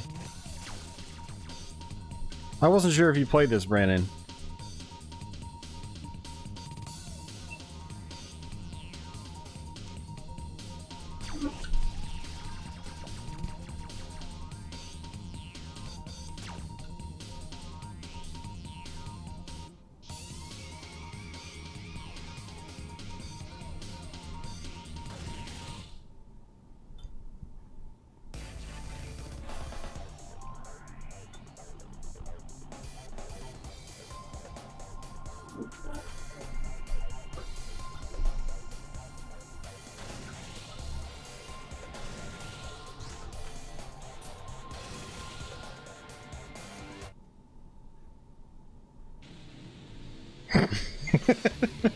When the Blue Man Group tours, they tour in Captain Falcon's Blue Falcon.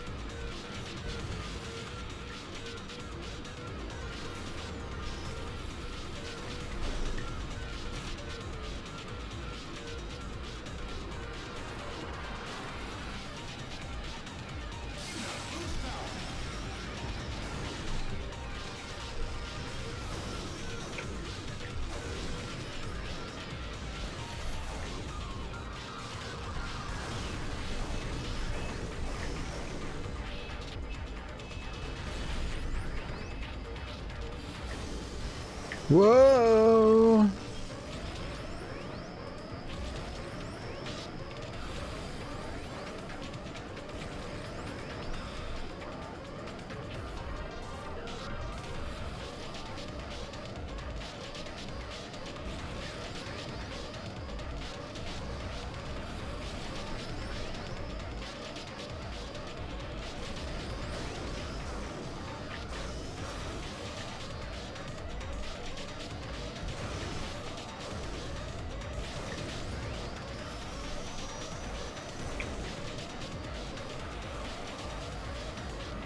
Well, there's not much boost on this course. It's just this main one. Or I mean, like, shield recovery.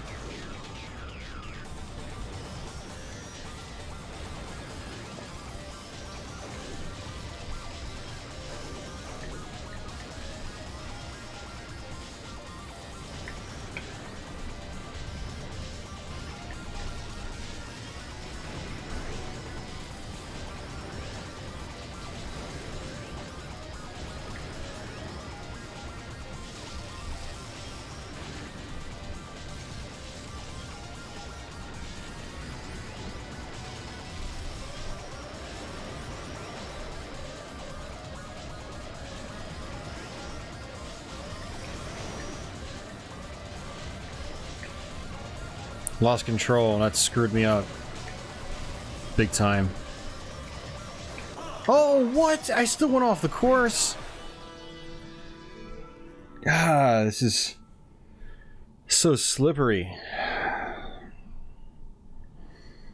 Yeah, I love the music track here too, Sleeves. It's so good. I love that acid line that plays.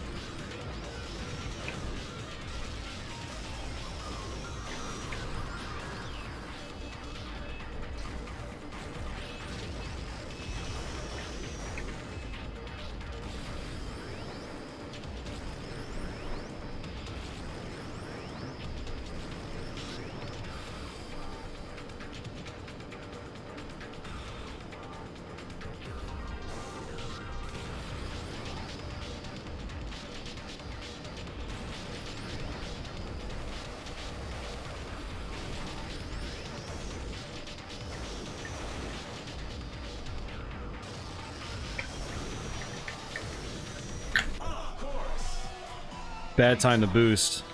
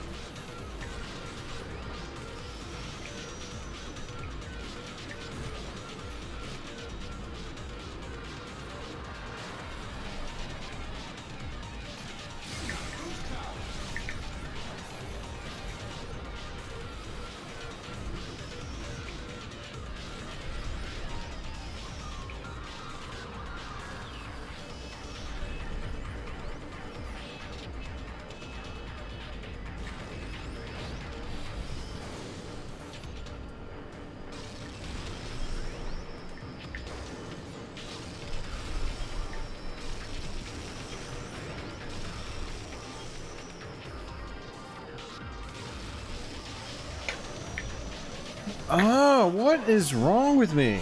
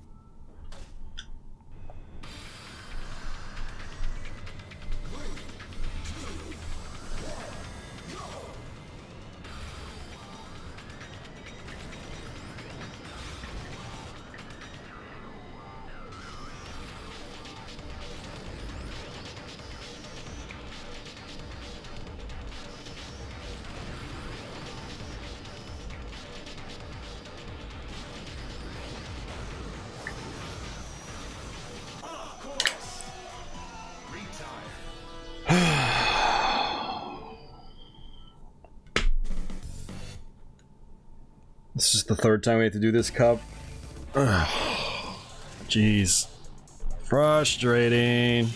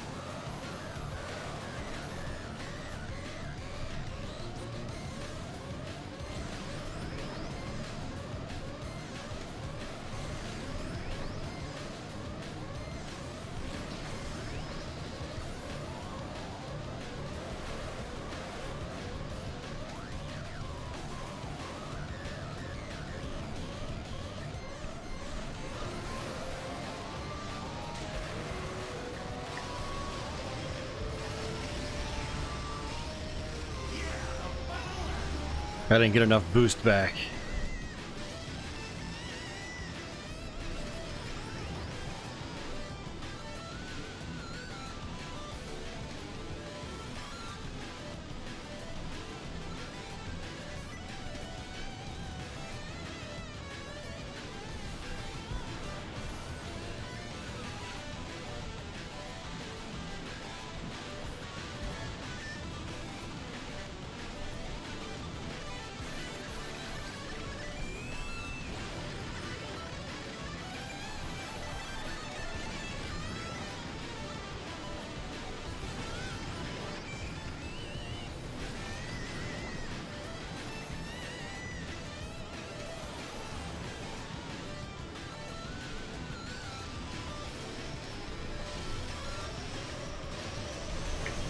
What the freaking hell, man? Oh my god, this game is starting to piss me off now. Jesus.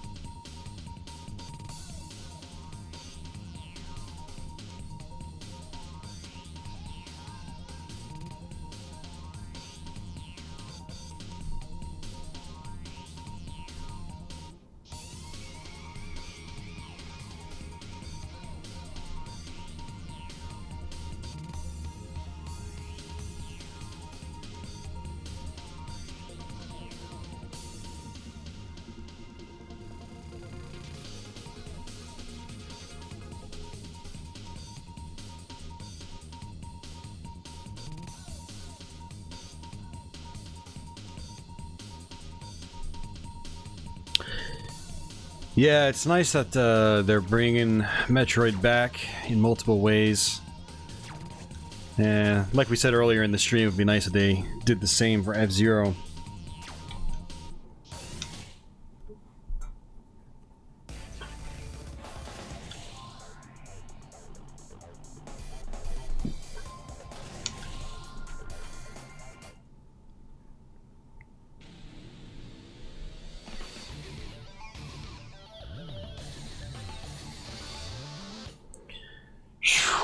Alright.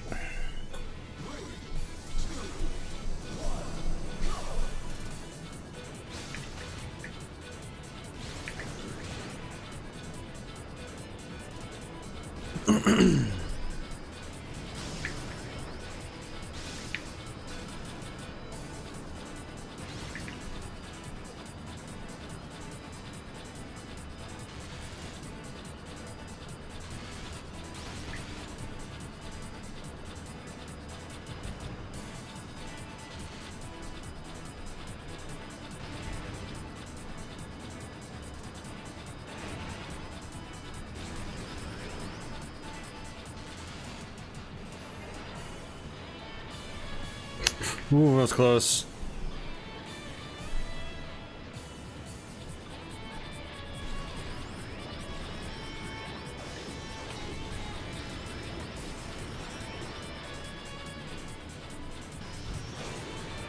That was close too.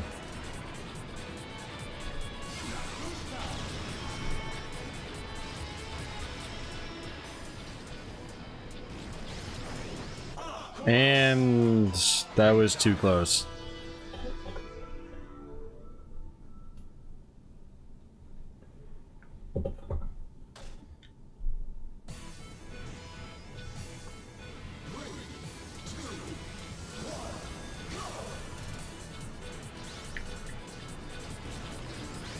Yeah, personally, I'd rather have a F-Zero than a Metroid. I mean, I've got a gazillion Metroid games to play across, like, all generations.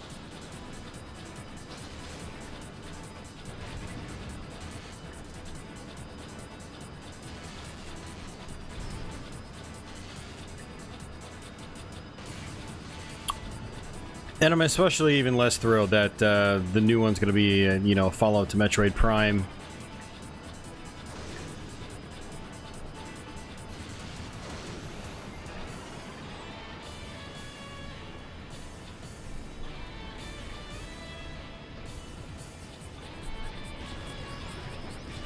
I mean, still, I know there's a lot of fans out there for the Prime series, so, you know, at least they're doing something with the franchise now. But, I mean, F-Zero's been languishing for quite a long time in comparison.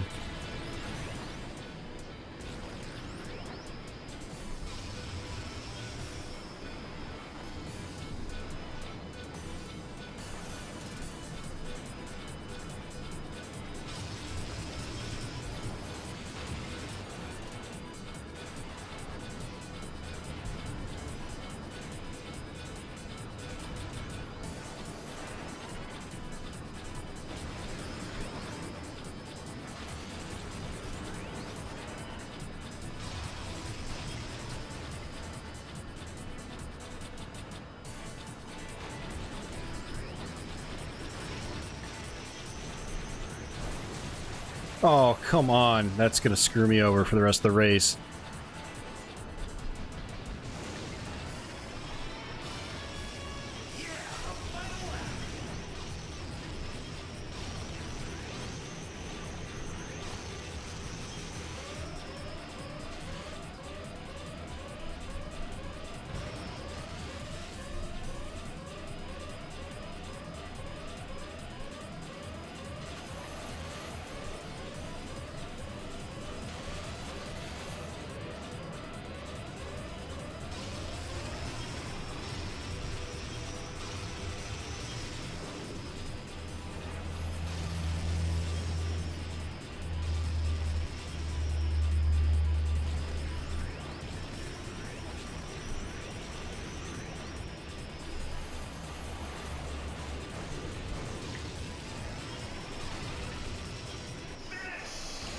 Close again.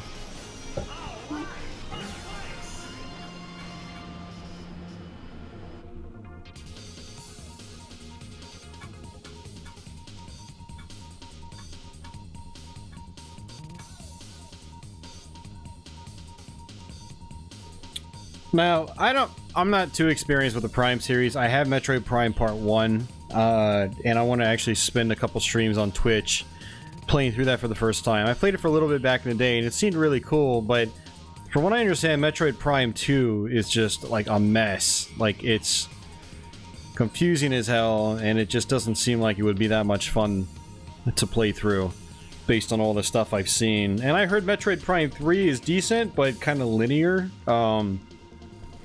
I don't know, if anyone's really experienced with the series, feel free to chime in and, with your thoughts. So, I mean, it doesn't seem like a series that, like, improved as it went on. It seems kind of like it's been slightly rocky. You know, whereas the 2D Metroid games, you know, from the first one to the second one to the third one, you know, massive improvements, and then they carried it over with the GBA games, which are still really solid. Like Fusion and Zero Mission.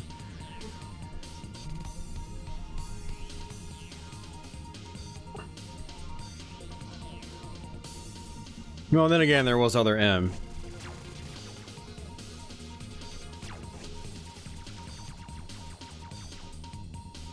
Yeah, Georgia, we talked about that in the beginning of the stream too.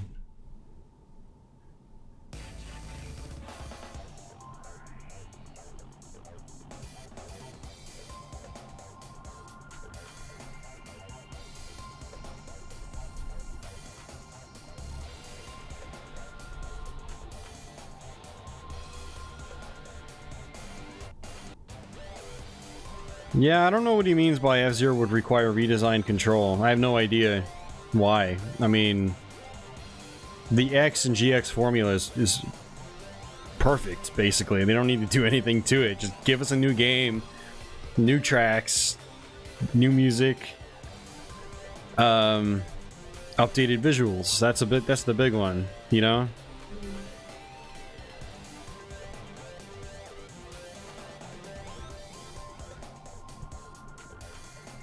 Yeah, Brandon, I remember I remember when you were playing Prime 2 back in the day, and you told me, like, it was just super annoying.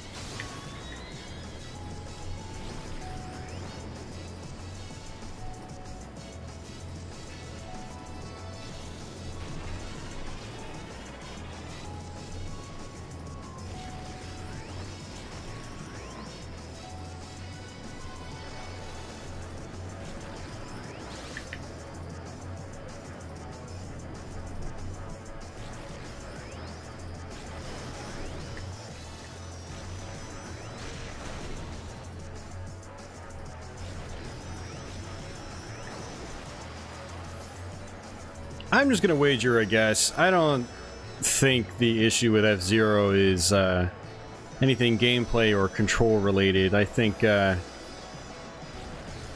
futuristic racing games just aren't appealing to people anymore, it seems. And, you know, Nintendo's not going to focus on something like this that might only sell a certain amount of units when they can just focus on another Mario game or something like that that will sell millions. But maybe I'm wrong. I mean, maybe there is demand for something like this. It's just that something like this hasn't been done all that well in recent years. You know, it's sad when fast racing, Neo and RMX is pretty much the best that the genre has seen in recent years, and that's not really saying a whole lot in my eyes. Visually stunning games, but shallow.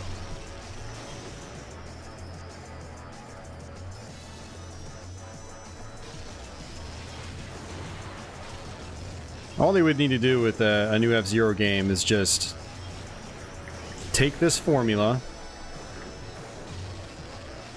and just do it again. That's all they need. That's all you have to do. The formula is here.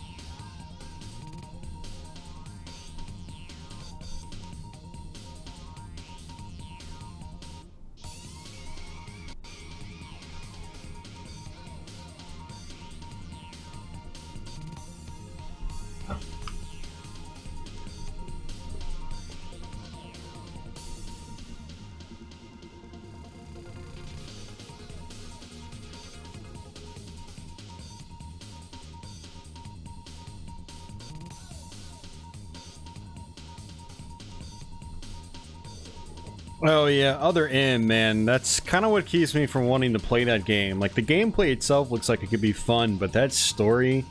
I mean... I have Other M, I just... I don't want to go through the ordeal.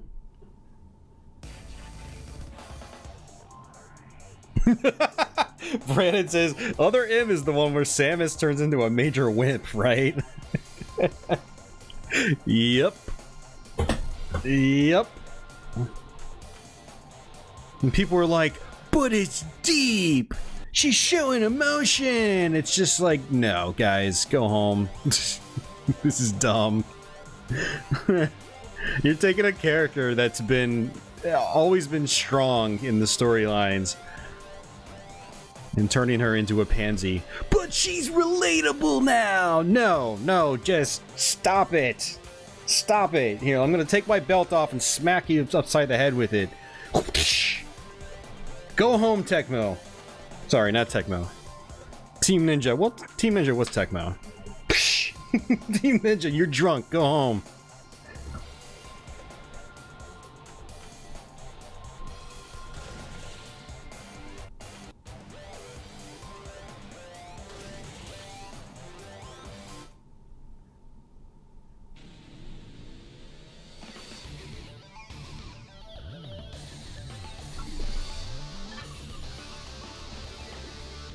Alright, my arch nemesis, the lightning half-pipe.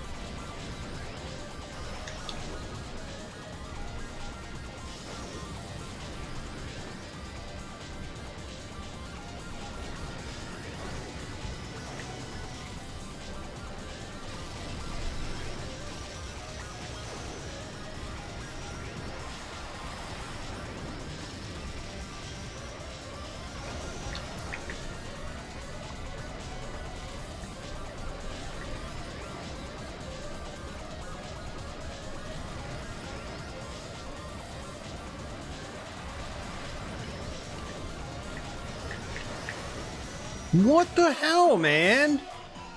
I was holding left and he just like goes right. Seriously?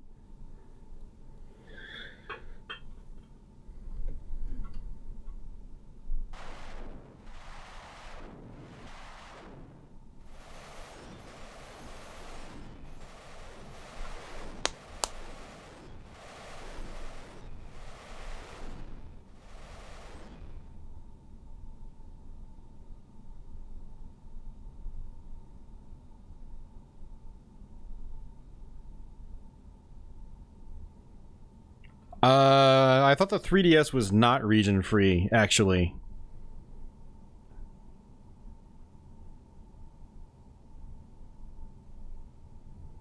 It's the Switch that's region free.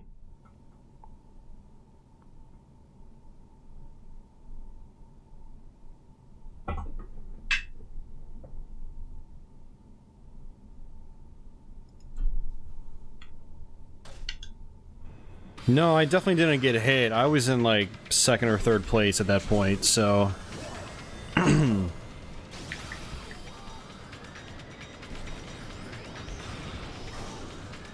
We were right at the end, too. Right at the end.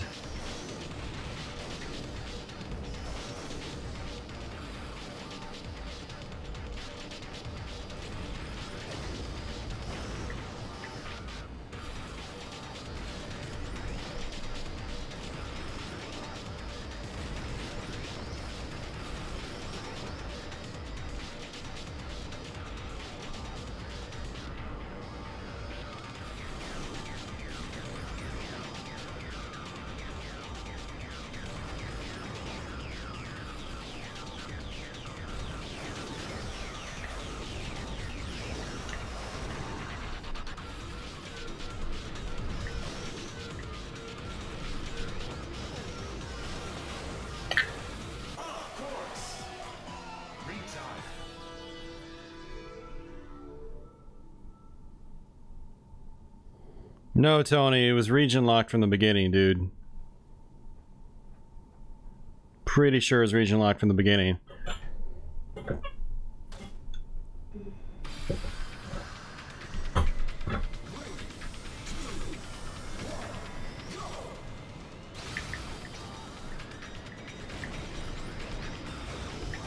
Yeah, Miku, you can hack 3DSs, and then that'll blow it wide open for any region.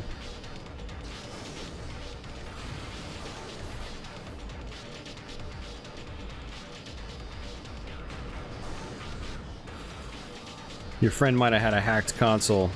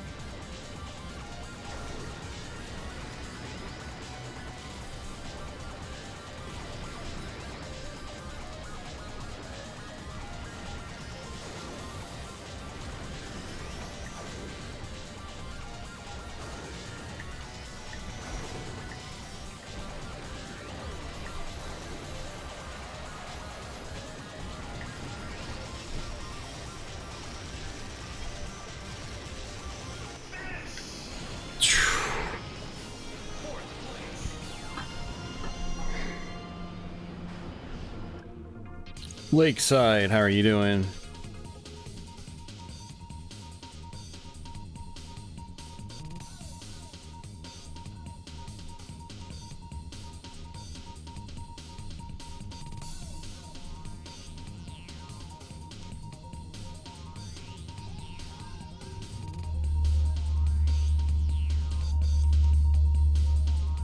Region locking.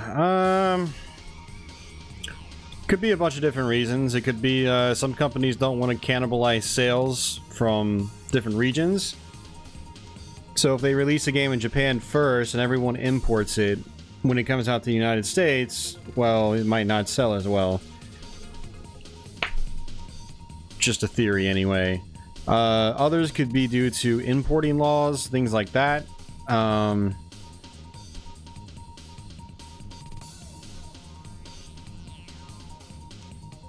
In some cases, it could also be a copy protection method. It could be implemented in that way as well. There's a few different reasons, but I don't know. I myself, yeah, I'm not a fan of it, and it was great to see Nintendo, you know, go back on that with the Switch and make it region free. So. It's okay, Tony. That's what I'm here for, man. I can think for you.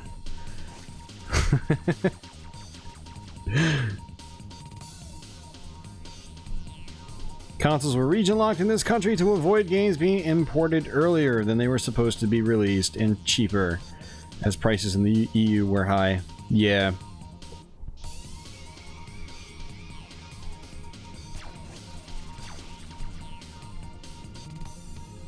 Okay. Hey, see ya, Andy. Good luck with your thing next week. And I forgot to mention, guys, there's a slight possibility I might not even stream next week because I'm on vacation from work. I'm bailing on certain obligations I have, you know, as I take my vacation. I might bail on next week's stream. I wanted to announce that at the beginning of the stream this week. I'm still not sure if I'm going to skip next week or not, but just an FYI, there is the possibility I might not stream next Thursday.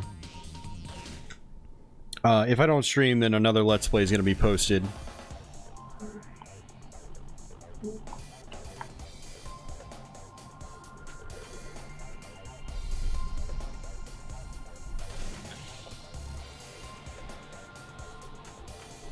Not always, Georgia. Something you gotta keep in mind is that, in a lot of cases, games are published by different companies in different regions.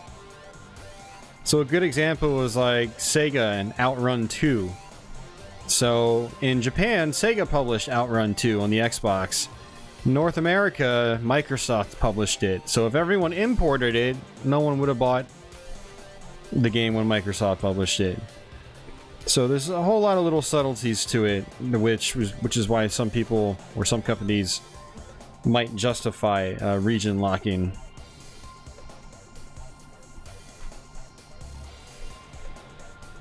No, I'm not going anywhere, Georgia, for vacation. It's gonna be a staycation. I mean, I'm still gonna stream on Twitch a lot. It's just, you know, I might skip the YouTube stream just to relax. I don't know. We'll see. I might still do it. I mean, I actually streamed on Twitch twice today, so this is actually the third time I've been streaming today, so... I streamed on Twitch at, like... I guess, like... 9 or 10 in the morning. And then I got back on around 6. And then, once that ended, I started my YouTube stream.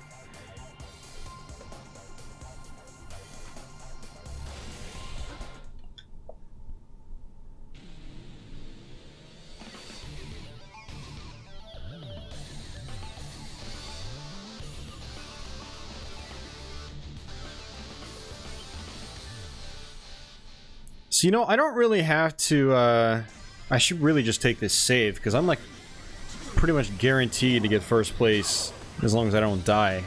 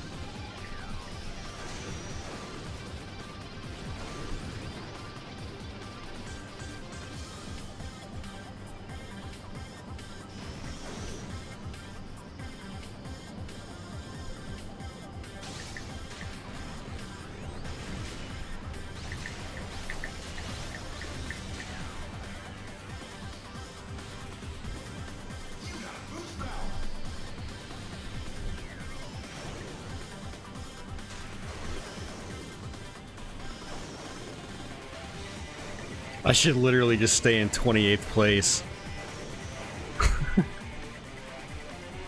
I think I could actually stay in 28th place and still come in first overall.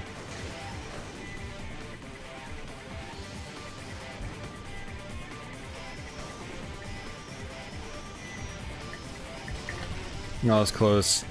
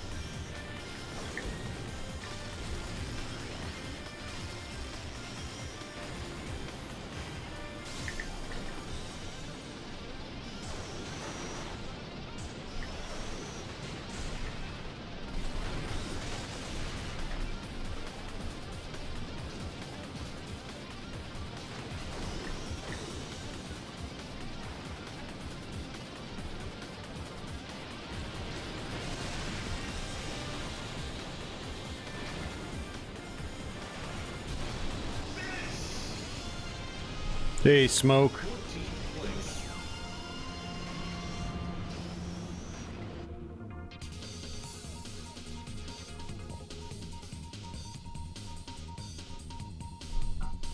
Let's see where we ended up.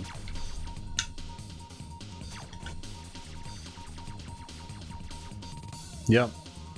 Yeah, I could have gotten 28th and we would have been fine.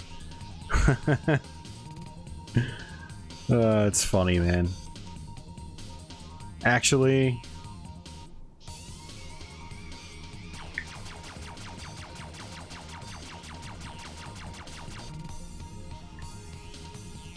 well, we still would have gotten 19 points.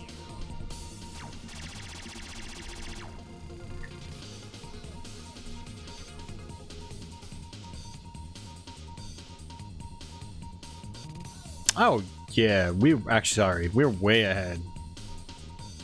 I was much farther ahead than I anticipated. See, I only got 41 points for that. I still ended up 122 points over the next guy, so, okay. Sorry, brain fart for a second. Oh, Miku, if you want to know when I go live on Twitch, you should enable email notifications on Twitch, and you'll get a notification when I'm going live. And I stream a lot on Twitch. On the second half of the week, I usually stream overnight. On the first half of the week, I'll stream when I get home from work, which is early morning. So like, you know, 8 or 9 a.m. Monday and Tuesday mornings.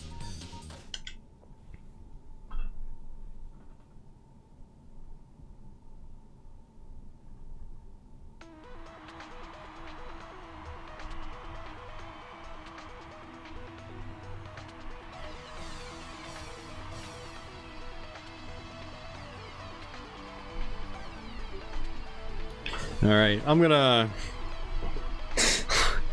revel in this victory after that was such a pain in the ass. Oh my god. That was a major pain. That one course, I basically just had to take it slow.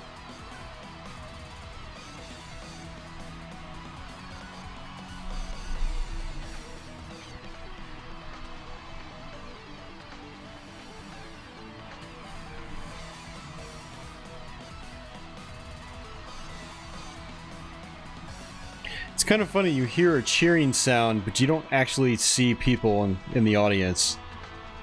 Oh, there's some people. Oh, those are just the other racers. Those aren't really people.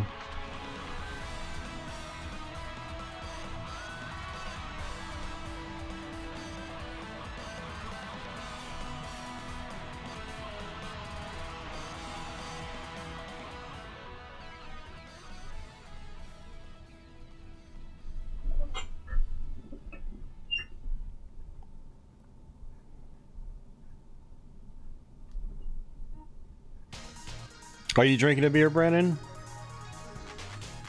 fzero TV.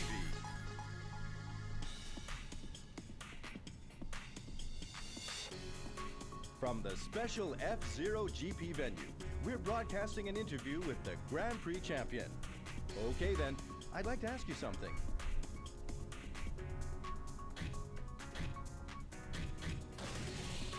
What was the key to your victory? You don't win by being lucky. You win by being bold. Thanks for your words Wait, of so enthusiasm, champion. skill's not even involved in winning? See you I'm at the confused. next Grand Prix. So he says you can't win by luck, you have to win by being bold, but he says nothing about skill. F-Zero TV. I'm starting to question Captain Falcon's motives here. Diamond Cup.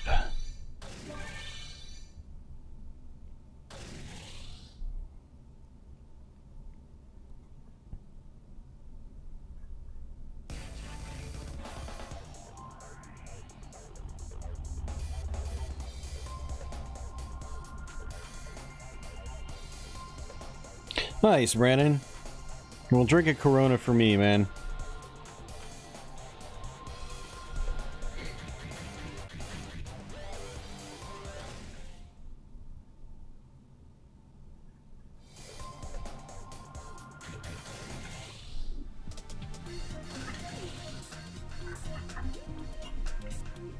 Let's buy some ships.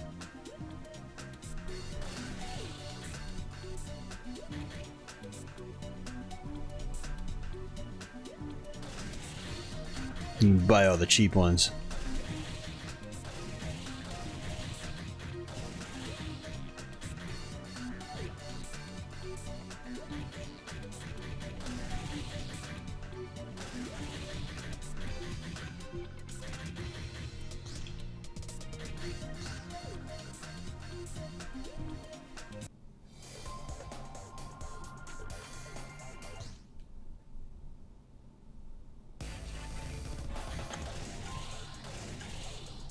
Yeah, Andy, I would watch anti-gravity racing as well. Sounds like it would be pretty cool.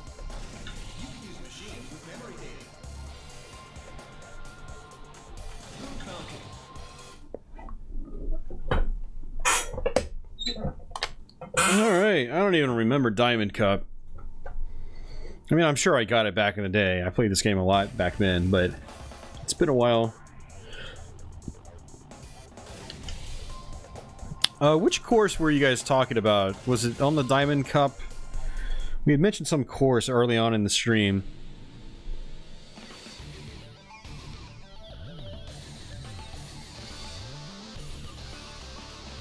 Drone Racing Championships. I have not.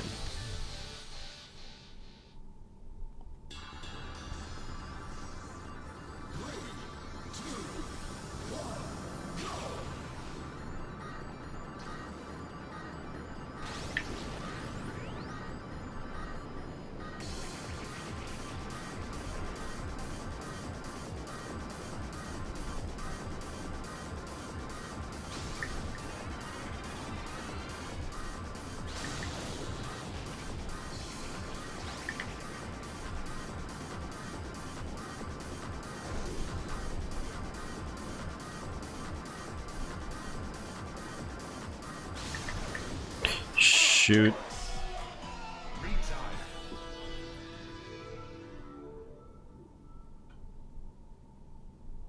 That sounds like fun, Encrypted Printer.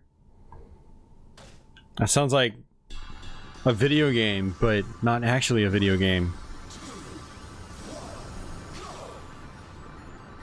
Oh yeah, Brandon, I'm sure I did. I just don't remember. It's been so long. I mean, the bulk of my F-Zero GX game time was spent, like, when the game was brand new. Which was 14 years ago as of streaming this.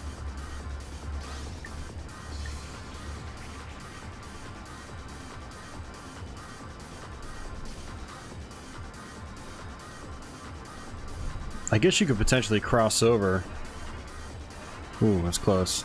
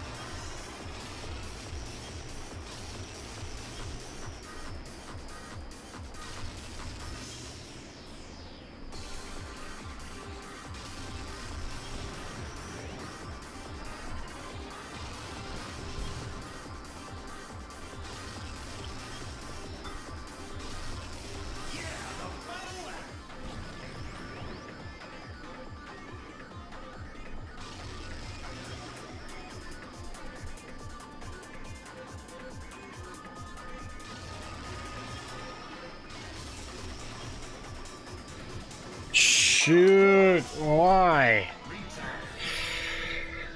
I'm gonna just quit because we're on the first course. No point in wasting 2 lives on that.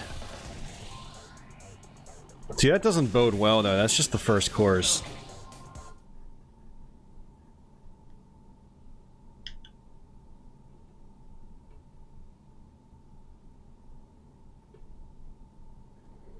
Yeah, congratulations, Brandon. Did you use the source port that I set up for you?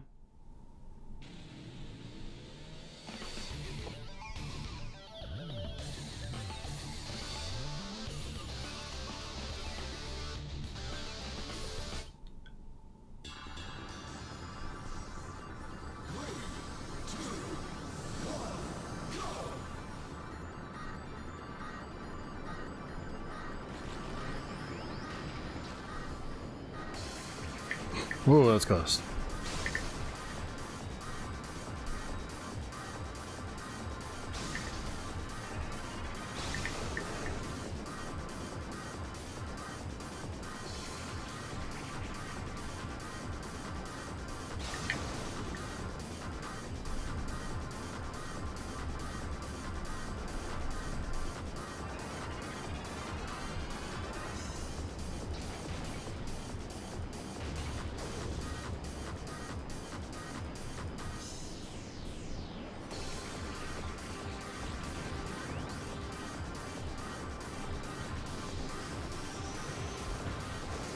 Dude, come on! Awesome, Brandon, awesome. Well, I'm glad you used that. The game was probably a lot more enjoyable. So Brandon was, he was playing Heretic just straight out of Steam. So it was DOSBox at like 320 by 200 or something like that, or 320 by 240. So I set him up with Z-Doom. So he was playing the game at 1080p. And,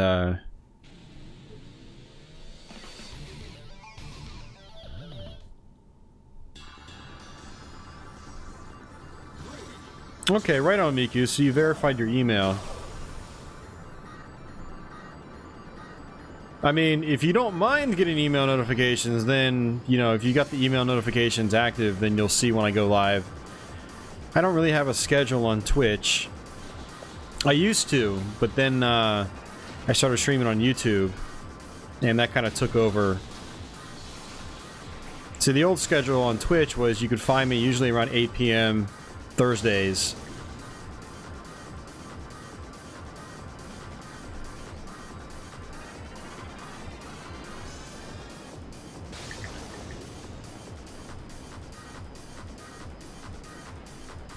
But now when I stream on Twitch, it's just kind of like whenever I feel like it, which is usually a lot because I don't do a whole lot these days. You know, I play video games, I practice for Let's Plays, I play pinball. That's about it. I watch TV when I'm eating food or I want to relax, like before I go to bed or something, and that's pretty much it. Really exciting stuff.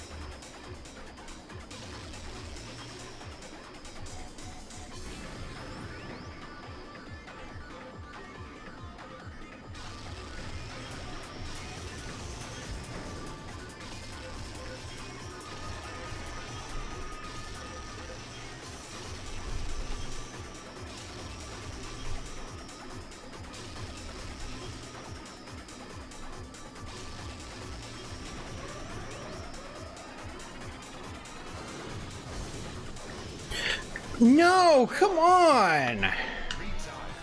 God, I was so close. Ah.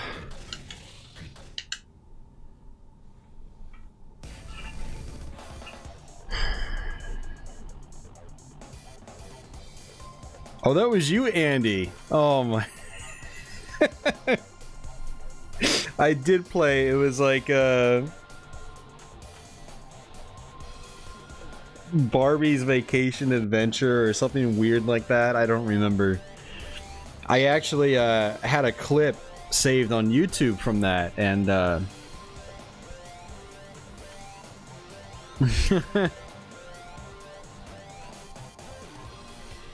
yeah, too bad you lost your machine.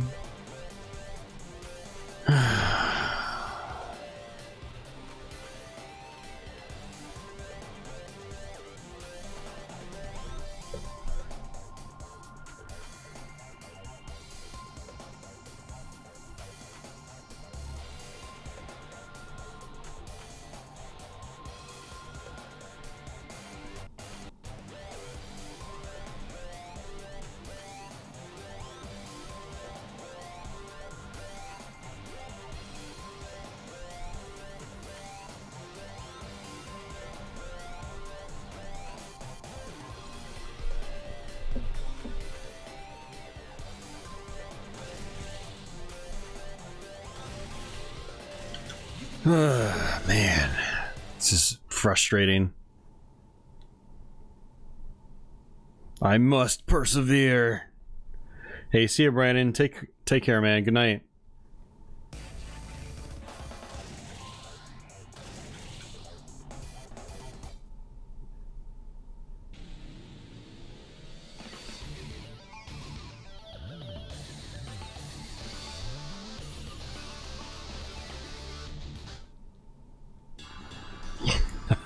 Agent Mackards.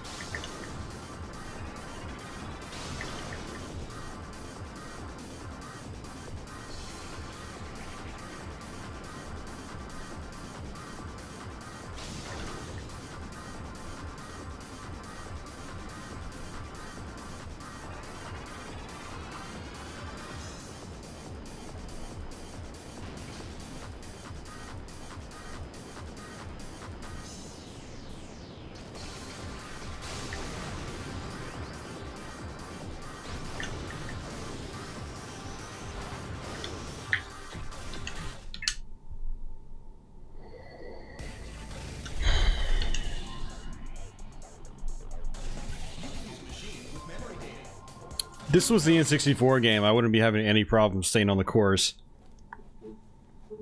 It's just the GameCube version is so much more twitchy.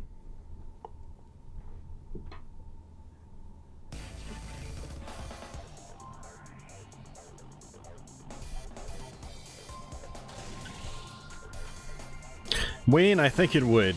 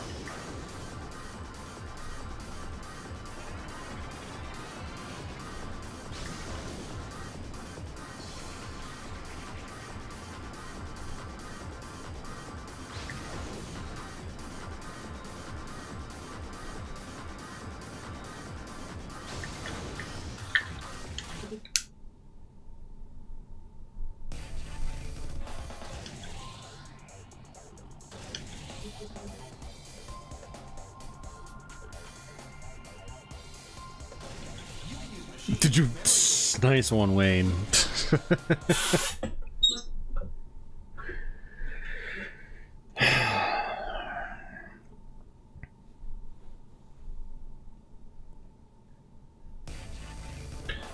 Yeah, the controls in the 64 version, or 64 game, are definitely tighter. The game's not quite as fast in, like... Well, it's still pretty damn fast, but it's not quite as fast as this. And the controls are... it's easier to finesse the controls. You don't fly halfway across the track just by slightly jerking the analog stick.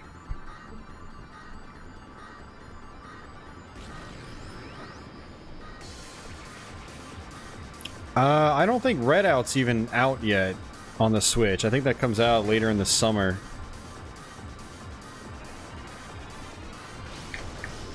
So no one knows how Redout is on the Switch.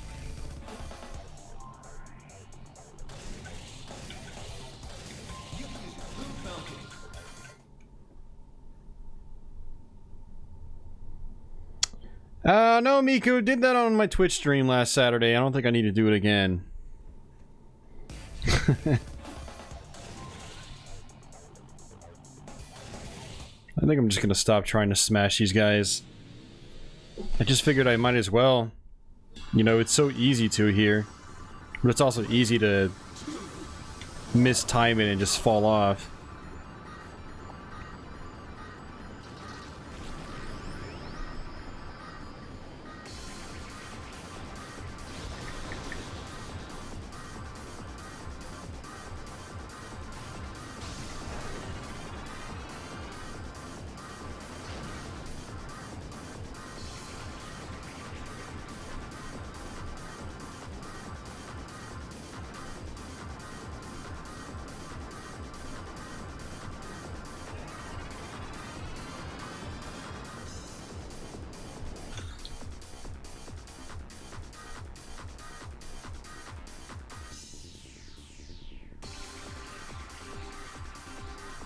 If Redout's been out on PS4 and PC, I have no idea how it plays, because I don't even know about it until the announcement for the Switch version.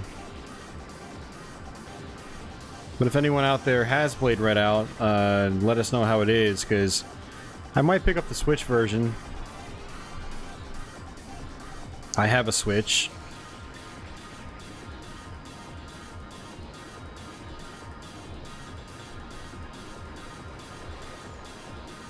I mean, unless it's absolutely terrible, then I won't buy it, but I saw screenshots. It seems like it could be cool. Hopefully it's a lot better than Fast RMX. You know, a little more actual substance would be nice, you know? Style's good and all, but if you don't have the substance to back it up, it's not worth a whole lot.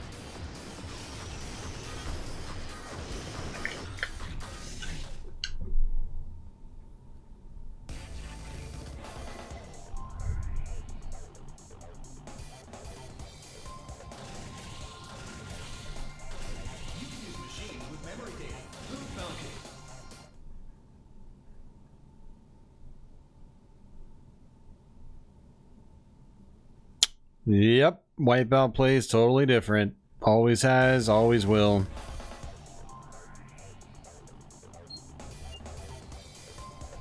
Before Fast RMX, has there been any other futuristic racing game recently? Not really. I mean, there's like the Wipeout remasters and whatever. There was this one futuristic racing game on 360, Fatal Inertia, I think, which I never played. I meant to, but I don't know, it didn't look all that great, so I don't know, maybe it's awesome and I just don't know.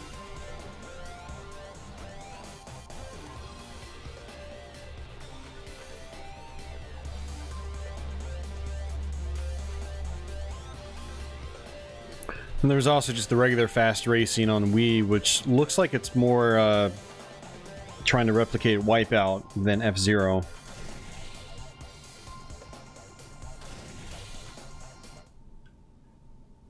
What else is there? There's gotta be more. Maybe not.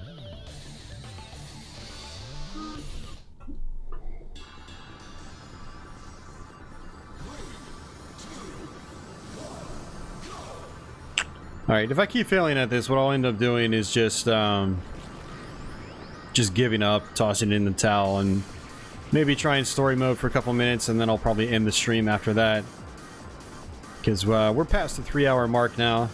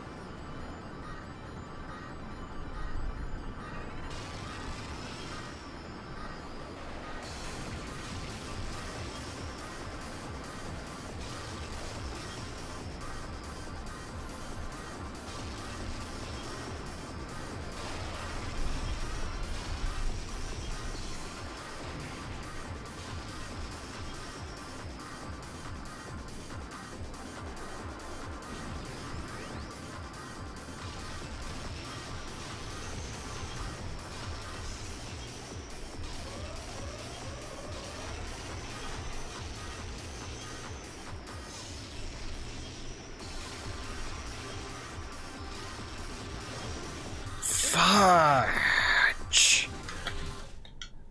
I was being a dumbass, and I intentionally looked at the boost animation because I wanted to see how awesome it looked. And while it was a phenomenal boost animation, it didn't help me stay on the track.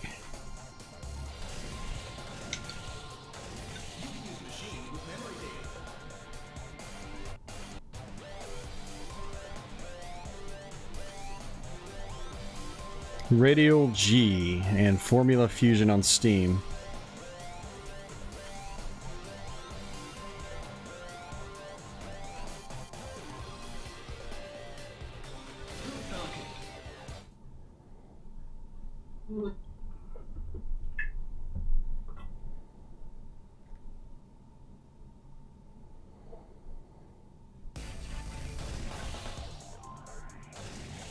It's sad, this is just the first course. We have 4 other courses we have to go through.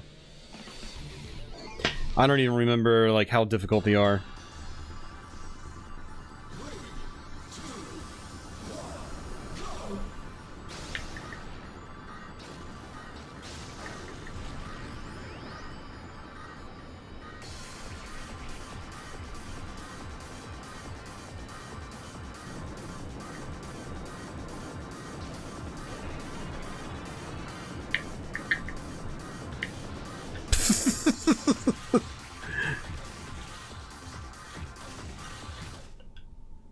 See, now I'm just messing around.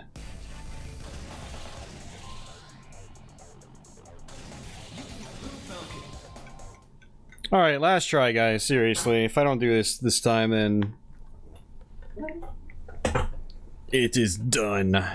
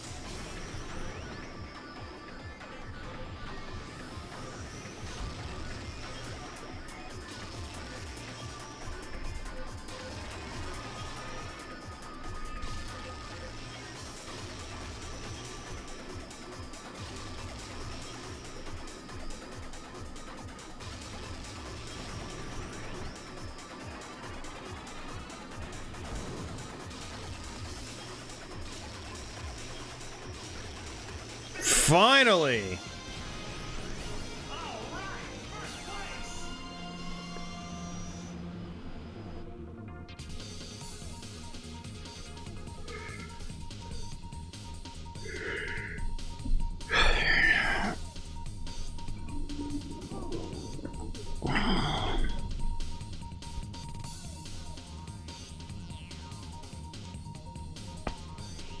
I prefer the F-Zero X soundtrack over this.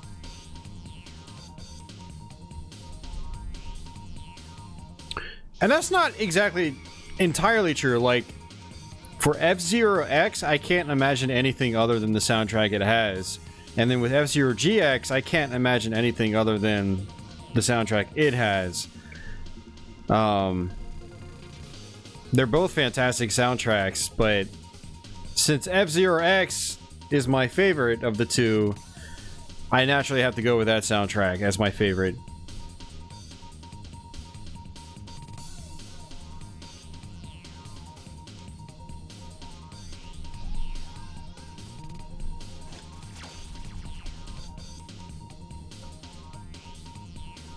But yeah, I need to find the official soundtrack of this and rip it to my computer.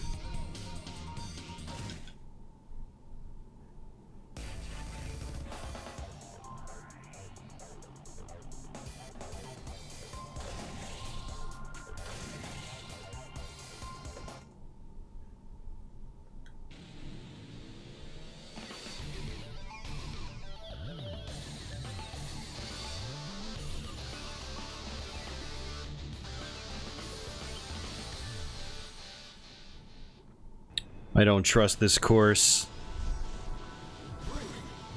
After the hell we went through in the previous course.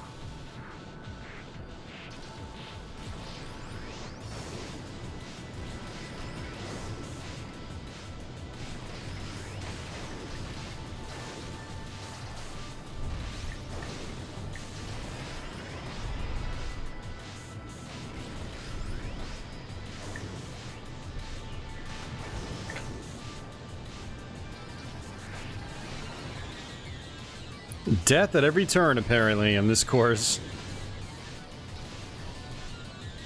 If you mess up, you die. Like, they're not joking around on this cup.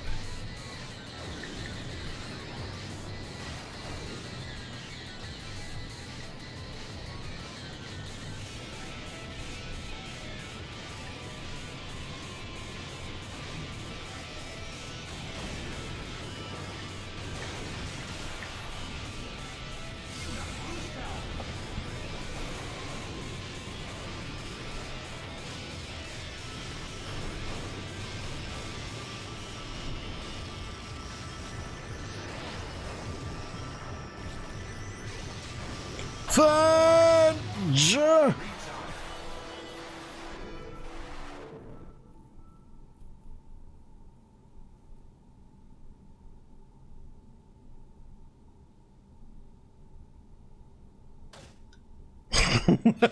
Are there little sandworms? Not that I've ever seen.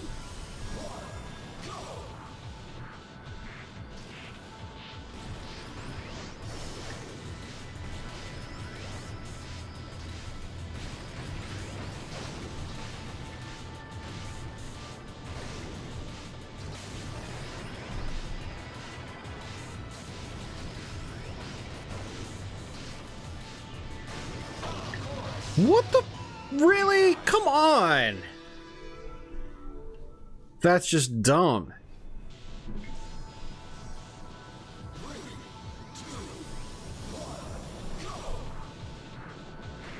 They got hit by someone and it knocked me off the course.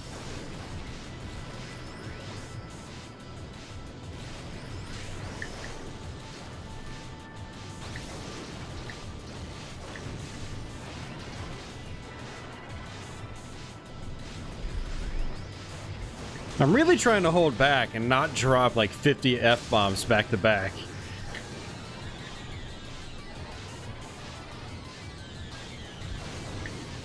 If this was Twitch, I probably would have lost half my viewers by cursing this... cussing up a storm.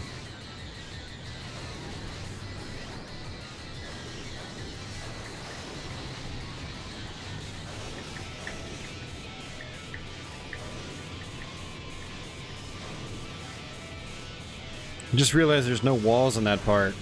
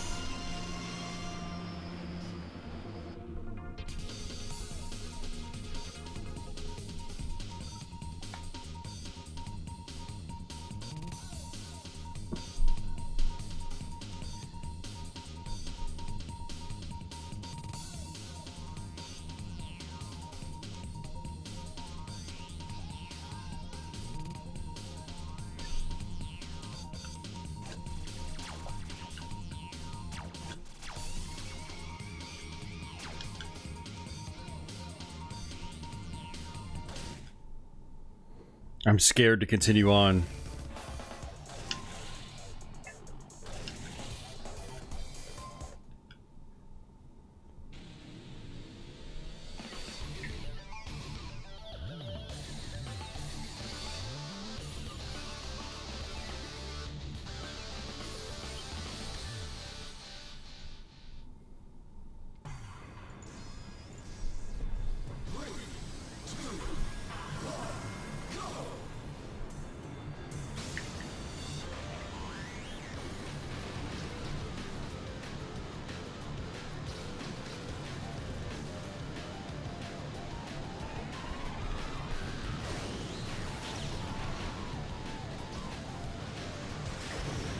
What?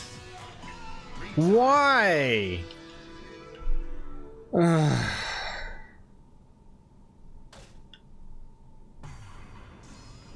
You managed to play this game as a kid because you had time. Lots and lots of time.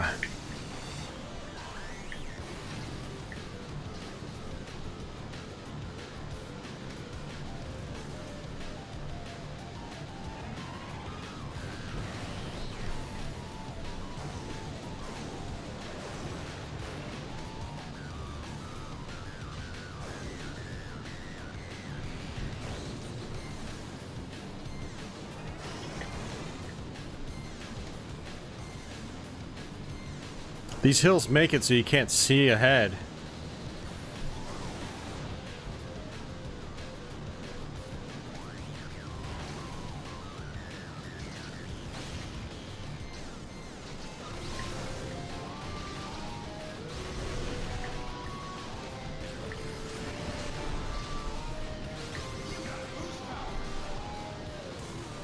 I got boost power and I'm scared to use it.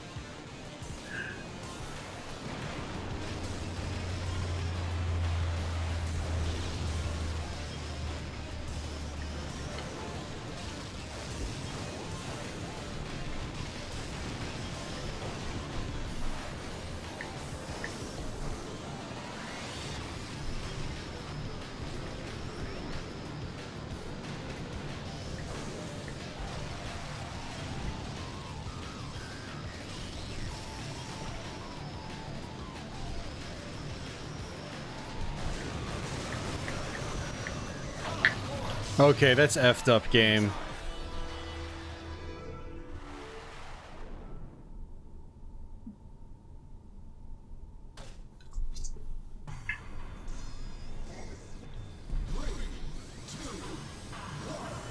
Hey, Velcro, what's going on?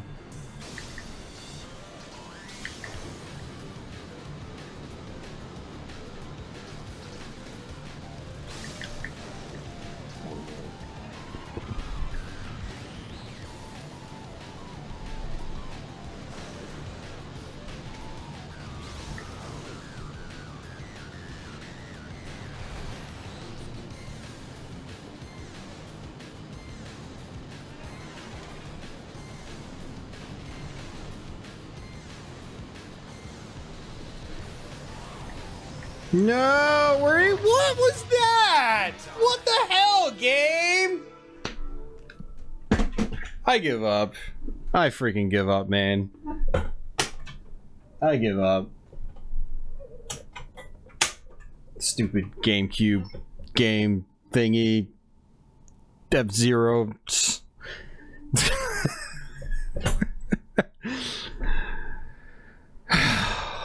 Well, that was frustrating. That was really, really frustrating. And is there another cup as well after that?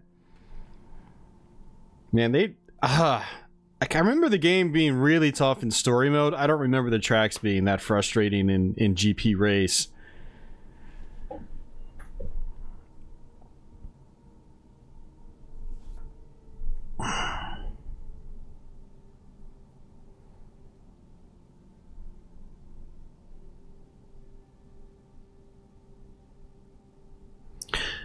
Hey Velcro, I'm glad you enjoyed the F-Zero X Let's Play. And for anyone out there that hasn't seen it, it is there. It's posted to the public on Sunday, so check that out if you haven't seen it. You know, I run through the all 4 cups on Expert. Pretty good run overall. But man, playing GX is right after that is really interesting because you can see it. You can see like the changes, the modifications, the increase in difficulty. And it's a lot of things I didn't really notice back in the day when this game was new. Even, I don't know, I guess I'm just much more observant now as an adult.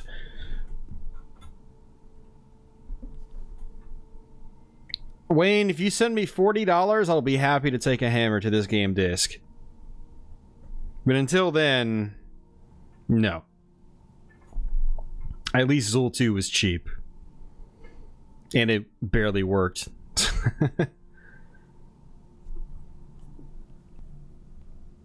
Ugh.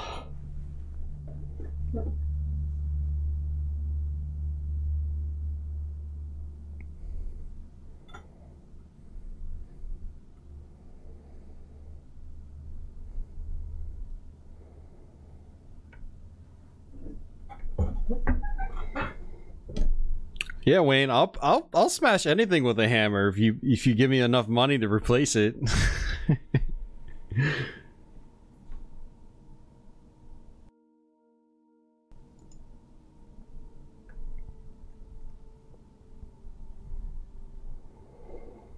This background tune's all like somber.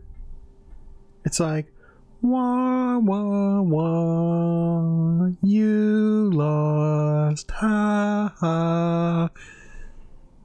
I'm Shigeru Miyamoto and I hate F-Zero. I'm never gonna make one again. Ah.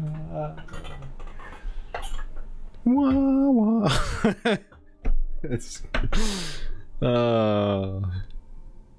Yeah, I think this is the end of the road for the stream, guys. So I'll hang out for a few more minutes if any of you guys want to chat it up or have any questions or comments or anything.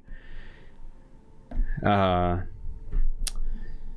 yeah, it was fun playing this game. Like I've had this game for a while. Like I think I bought it a couple of years ago, and I just never really put that much time into it. So this is actually the longest session I've had since acquiring the game again. So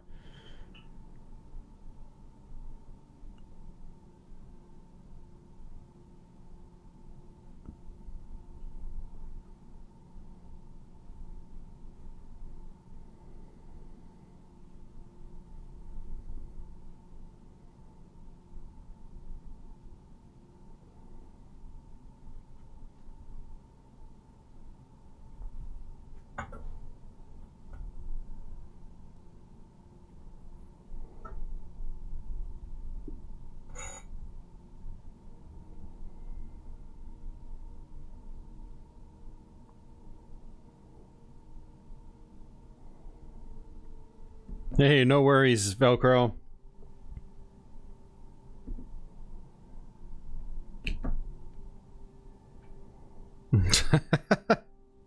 Right on, Brandon. Well, thanks for checking out the stream. I appreciate it.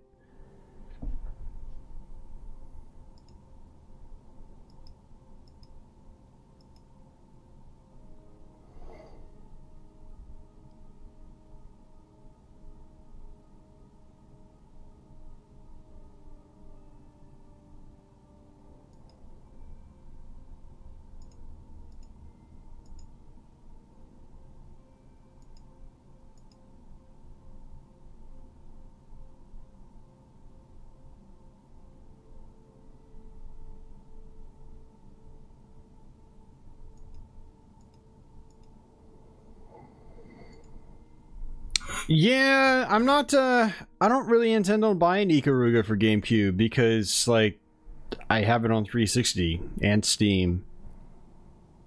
So I can't justify the prices of Ikaruga.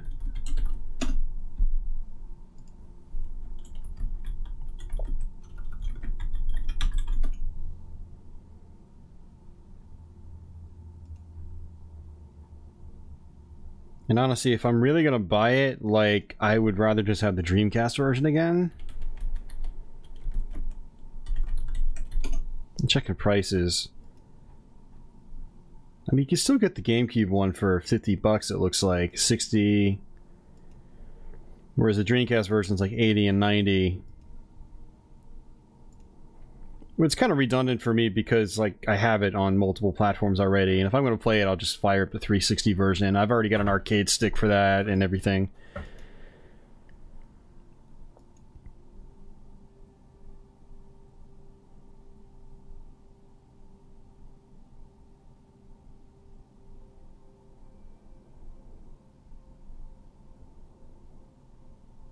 Thank you, Brandon. I appreciate it.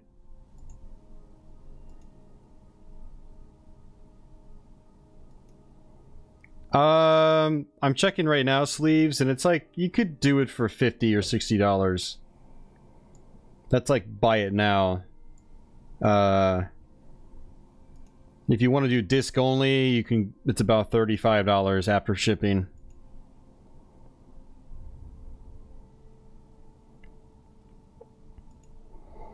Of course, if there's ever an actual auction, you have the potential to get it cheaper. So completed listings, the cheapest a disc only has gone for is $17.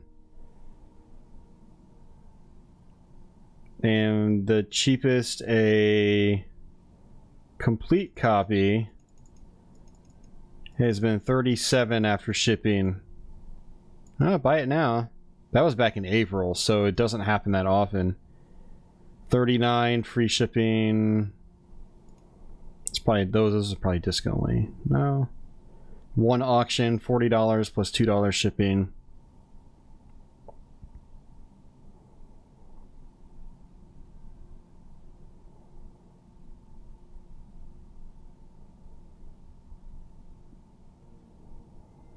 Possibly on stream in great detail. Oh, geez. All right.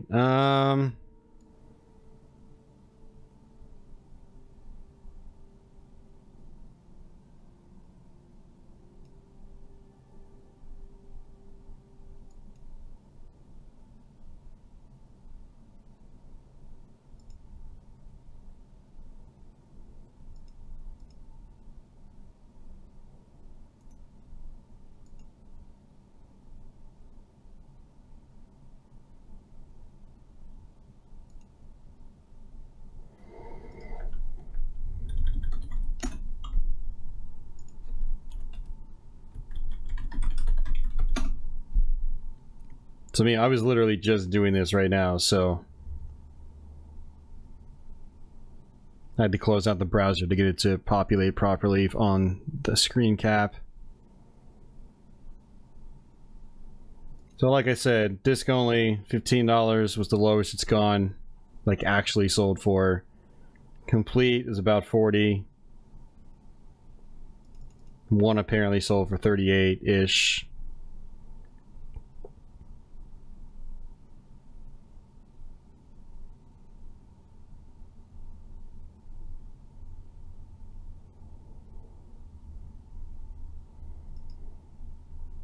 Yeah, I can't sit on eBay, guys, because I bought a bunch of crap on eBay.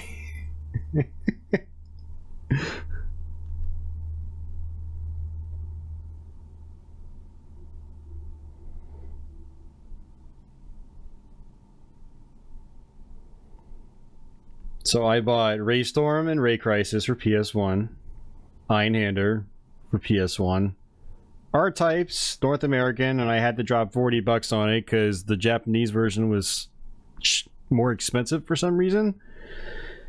Gradius 3 and 4 on PS2, Complete Wolfenstein 3D for Mac. Oh, and I don't want to spoil the Virtual Boy stuff. Oh, cat's out of the bag. Spear of Destiny for PC. Yeah, you guys don't need to see that.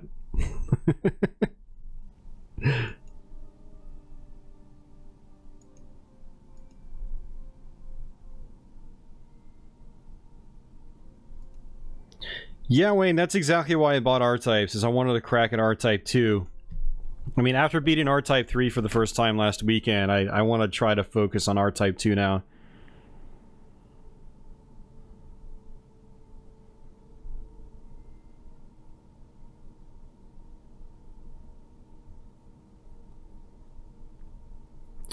Andy, that's why you use Buy It Now. There's no such thing as getting outbid when you use Buy It Now. I mean, that's what I do. I don't have patience for auctions anymore. I mean, unless it's like a really good deal and I'm not really hard pressed to get it, I'll put a high bid in and just, you know, see what happens. But for the most part, I just look for Buy It Now, so that, you know, the cheapest Buy It Now in the best condition, at a price I'm okay with paying, even if it's like more than I want to pay. You know, if it's like R-Types, $40, I'm gonna play it a lot on stream, okay, whatever. It's not the $15 it used to be, but I am gonna get a lot of use out of it. R-Type 3, the third salt. I'm not as salty about R-Type 3 now, Wayne, because on it was Monday, either Monday morning or Tuesday morning.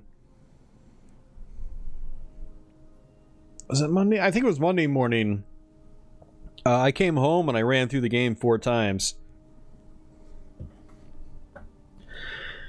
So, man, I'm going to do a Let's Play on that.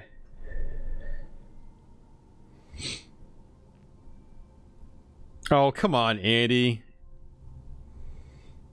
I know you're being facetious, but still.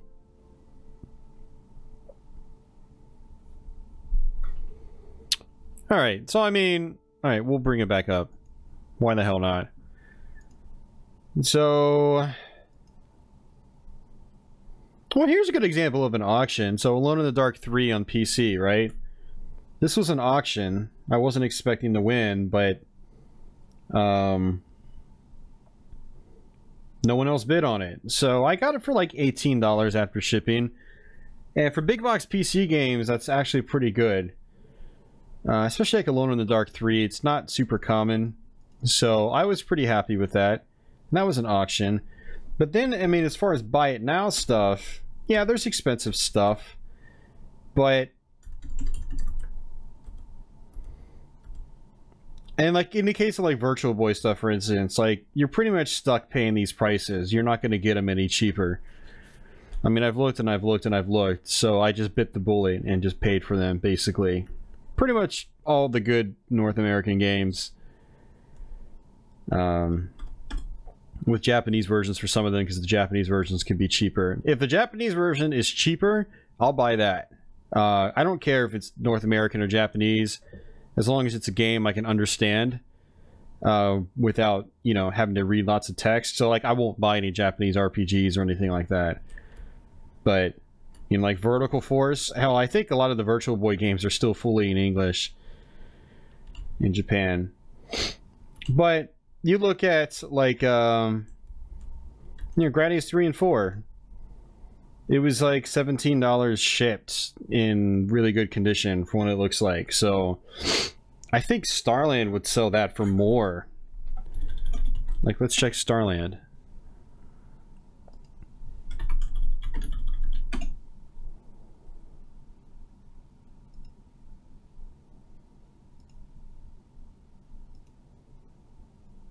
Yeah, so they would sell it for 30 bucks, and I paid 18 for it. Buy it now. It was a buy it now. It wasn't an auction. But I had to sift through all the listings. I used the sort command, sort by... can I stream Virtual Boy?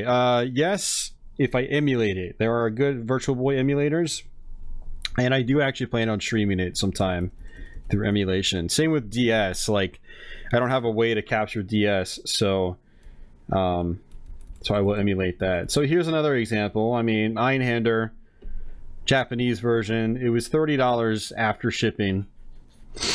The US version's like $80 to $100. So, I mean, I think that's a pretty decent price. And then this Raystorm and Ray Crisis together, and that was the I am too impatient price. If I wanted to actually get it cheaper, there were auctions available where I could have got it for like $15. But so it all depends on what you're looking for. So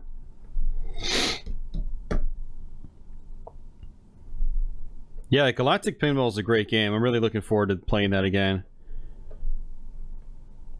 Wayne, am I gonna hit up Twitch later? I am not. I'm gonna go to bed because I pretty much flipped my sleep schedule for my vacation. So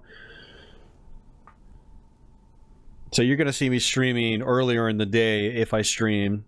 And I have a guy coming up from Richmond tomorrow to buy my Waterworld pinball machine. So he says he can get here between 12 and 1, which is about 12 hours from now. Feel like you'd have to do some serious modification of the thing to even record it. Yeah. I don't even know if there's a way to I don't even know if there's a way to feed like the video out on a Virtual Boy to like a normal television, because like it uses these mirrors and it's got 2 sets of them and they vibrate back and forth really fast. So like I don't even know if it sends like a normal type of picture to those mirrors that like you would get normally with like a TV or on a TV or from a traditional game console. My name's not Ben Heck, so I don't know for sure, but I've always wondered, like, why hasn't someone done an AV mod on the Virtual Boy so you can hook it up to a TV? But maybe it's not easily doable. I mean, same for some other platforms that I can't even emulate, like the N-Gage, for instance. You know, I would love to do N-Gage videos, because there are actually some good games on it. But there's no emulator, and there's no AV mod or anything like that. Like the Game Boy Advance had some AV mods, you know, back in the day before the Game Boy player was a thing. And you could, you know, you could play your Game Boy Advance on the TV back in the day. And that's what actually what I did with my first GBA. But nothing like that for the N-Gage, you know. There's some other kind of obscure platforms like that you know, it's really hard to capture and stream and things like that. So absolutely, Andy. I mean, I don't mind hanging out and chatting. So if you guys have any questions or anything, I am here to answer them.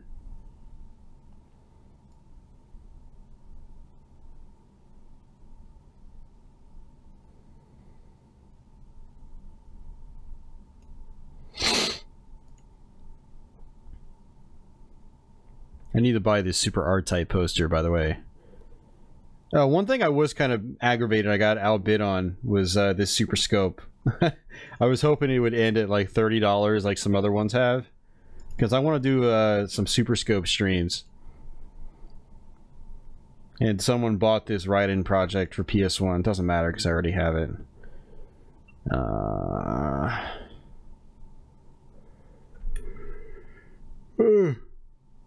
Yeah.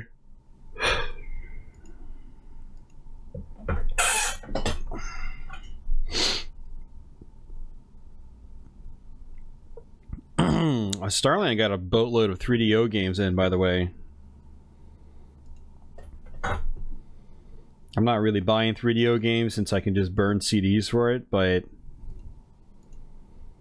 still, it was cool to see. Like, I went to the store yesterday and they had a ton of 3DO stuff again.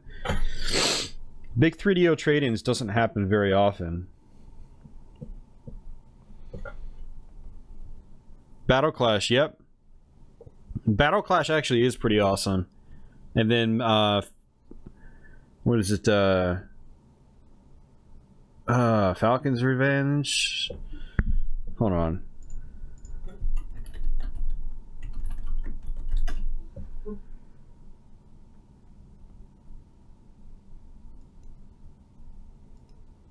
Metal Combat Falcon's Revenge is a sequel, yeah.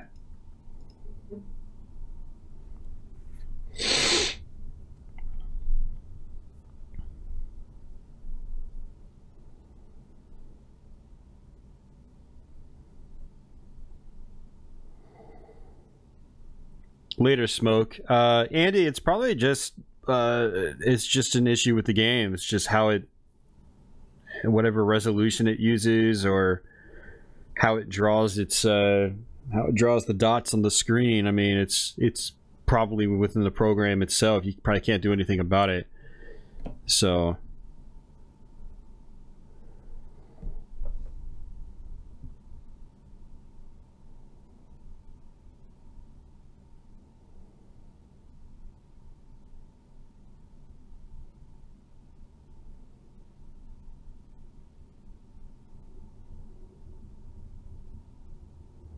Yeah, Battle Clash is cool, Sleeves. I think you would dig it. I mean, anyone that's interested in seeing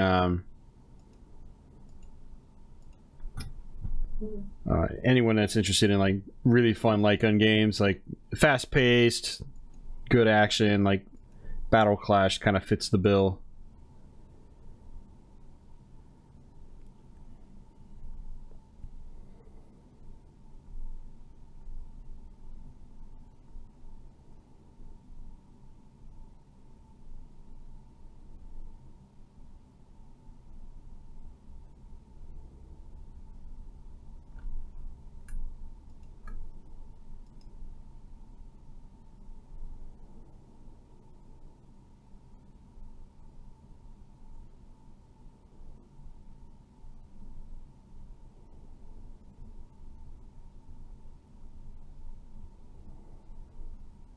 It could also be that it doesn't like your monitor. I mean, I know SVGA's higher resolution usually, right? The games, like, so games will display a lot of times in like 320 by 240, but then with SVGA games, a lot of times they'll display in higher resolutions. And I'm not sure like how that works with like the old PC monitors or even current monitors. If you're running it in a current monitor, maybe that's the issue. I don't know. I'm not an expert, unfortunately.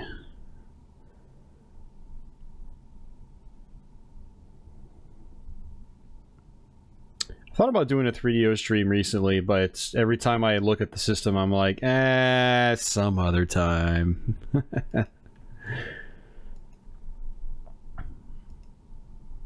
We'll do another generic game console stream sometime. I've been doing a lot of like single games recently. Well, it's not true. I did N64 and then I did PlayStation, so I don't know what the hell I'm talking about. It just feels like it to me like I'm focusing on single games when in reality I'm actually not.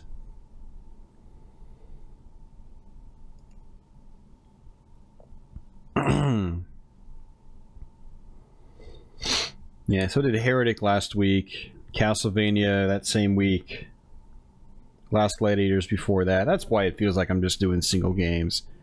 Because the last 3 streams I did, but then PlayStation, then N64, then Switch. Okay. I should just shut up.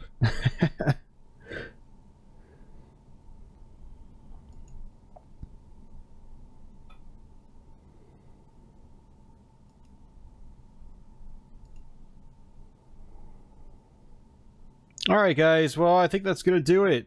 We pretty much just hit the 4-hour mark, and so yeah, I hope you guys enjoyed some F-Zero GX.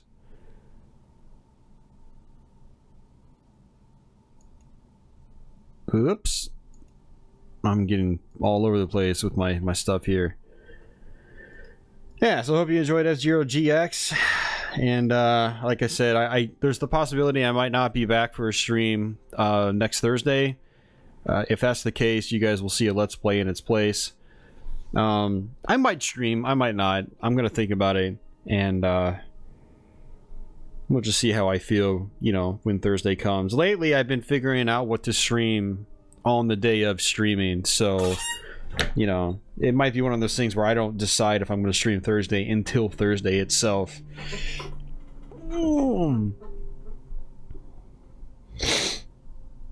Hey, thank you, Miku. Thank you, Andy. Thank you, Tony. Thank you, Sleeves. Good night, Zerdo. I'm sure I'll see you over at Twitch, man.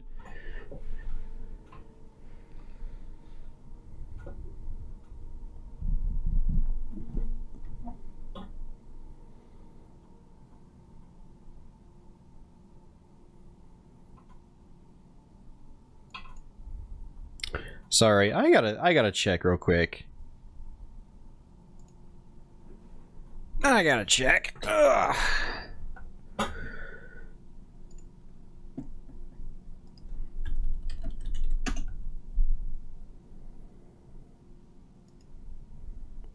Trying to flesh out my Doom collection. I think I have just about every one except for Doom 64.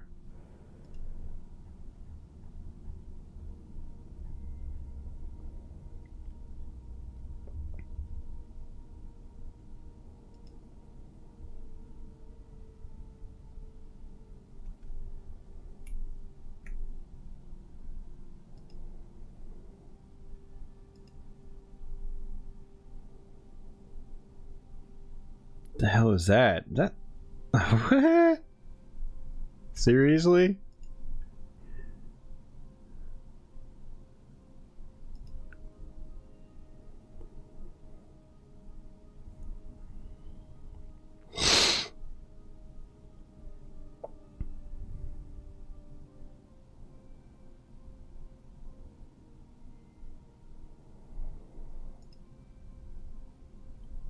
I am totally adding that to my watch list.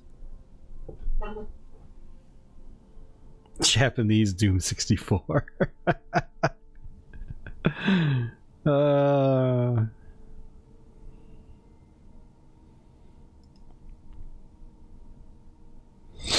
Maybe I'll buy that in place of the North American version.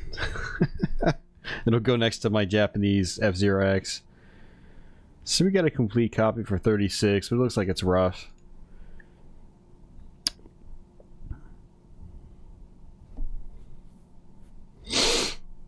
Yeah, I've told you guys before, and I'll tell you again, I don't consider myself a collector anymore. But there are certain things I do still want to pick up. And there's sometimes I get into these phases where I want to try to build a small, like, subset collection. And so, like, in my case right now is I want... you know, all of the versions of Doom, or at least a version of Doom on every platform it was released on. So PS1, Saturn, 3DO, 32X, Jaguar, N64, PC, Xbox 360, Xbox One. Trying to think, am I missing one? I think that's it, actually. And I've pretty much got all of them except Doom 64 and then the original 3-episode PC release. Those are the only ones I'm missing. So I have all the rest complete in box. But like I don't need the greatest hits on PS1 because I have the original long box. So things like that, I'm not trying to get every little variant, but you know, there are some cases where I'm trying to, you know, like Doom's pretty much one of my, it's one of my favorite games of all time. As you guys know, I've done a lot of Doom videos in this channel. If you go over to my Twitch channel, you see that I stream Doom quite frequently.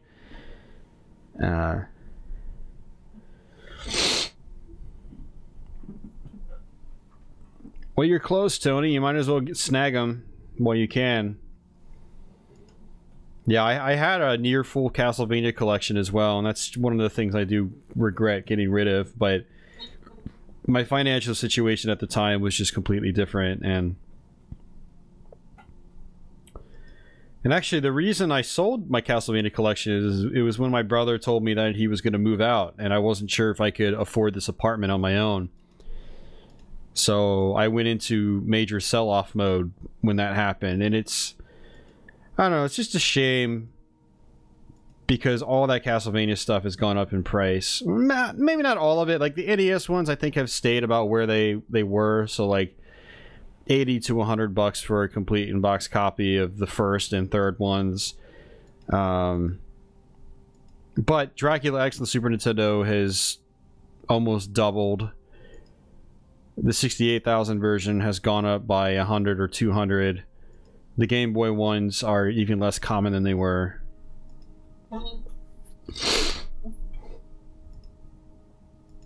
Doom Collector's Edition for PC. What exactly is god awful about it, Andy? I used to own that. It played fine for me. It's just the Windows 95 versions of the games. Doom 95. Now, I do remember it had some compatibility issues with certain computers, like the mice or the mouse wouldn't register. But, you know, if you didn't have that problem, then, I mean, it's a fine version.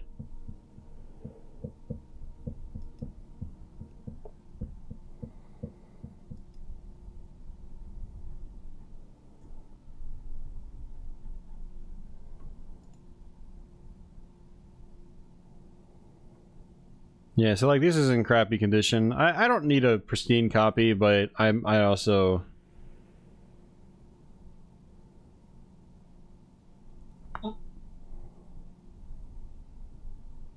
don't want a box that's smashed, so I might actually just buy the Japanese version and be like, yep, I got a Doom 64. Yeah, see, sound issues, I've never heard of that. Like, the sound worked perfectly for me on every system I tried it on.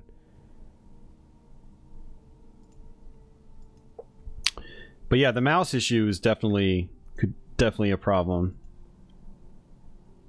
I remember installing it on a friend's computer back in the day, and the mouse didn't work. I felt so bad.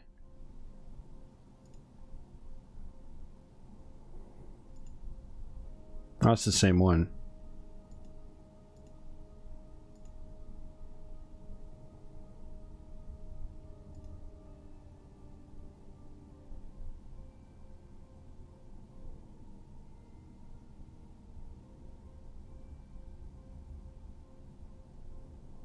I'll have to think about it.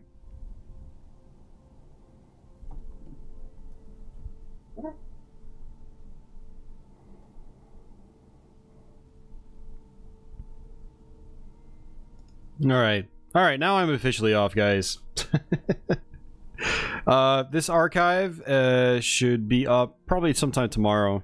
It's going to take a while to process. It might even... I wonder if this is going to get a copyright claim. I mean, it's a Nintendo property, but it seems like they don't care as much about F-Zero. Because, like, my Super Nintendo F-Zero didn't get claimed, and F-Zero X didn't get claimed either. So, I don't know. We'll see if this gets a copyright claim. So, one last shout out before I go. We got our fellow Patreon backers. So this is an updated list. So everyone on the list, thank you. Thank you. And to anyone else that is interested in checking that out, description information below. We'll give you all the info you need. So, yeah, guys, I'm out. Do you want to check out Twitch sometime? I'll probably be streaming there a lot this upcoming week because I'm on vacation for the next week and a half. No, Tony, probably not. Sega doesn't usually dish out copyright claims. They're cool. Nintendo, on the other hand, yeah, not so cool. But alright guys, I'm out. Take care. There's gonna be a shmup Let's Play for Super Nintendo this Sunday. And then I'll probably have an unboxing of something for, if not this Tuesday, it'll be the next Tuesday. I'm not sure. We'll figure it out. I'll figure it out. We'll see.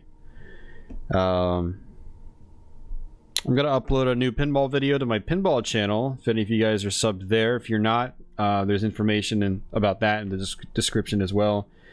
So that actually exported earlier today, so I'm gonna upload that probably later today, tomorrow. So for anyone that likes pinball, check that out. Trying to think if there's anything else. Got some random gameplay videos on my main gameplay channel. Gameplay no talk. Yeah, so I actually have 2 Let's Plays recorded now and ready to go. And then I'm gonna try to record a couple more over the next couple of days, hopefully. Yeah, we'll see how that goes. So, alrighty guys, you all have a good night, and if I don't see you this upcoming Thursday, I'll see you next Thursday.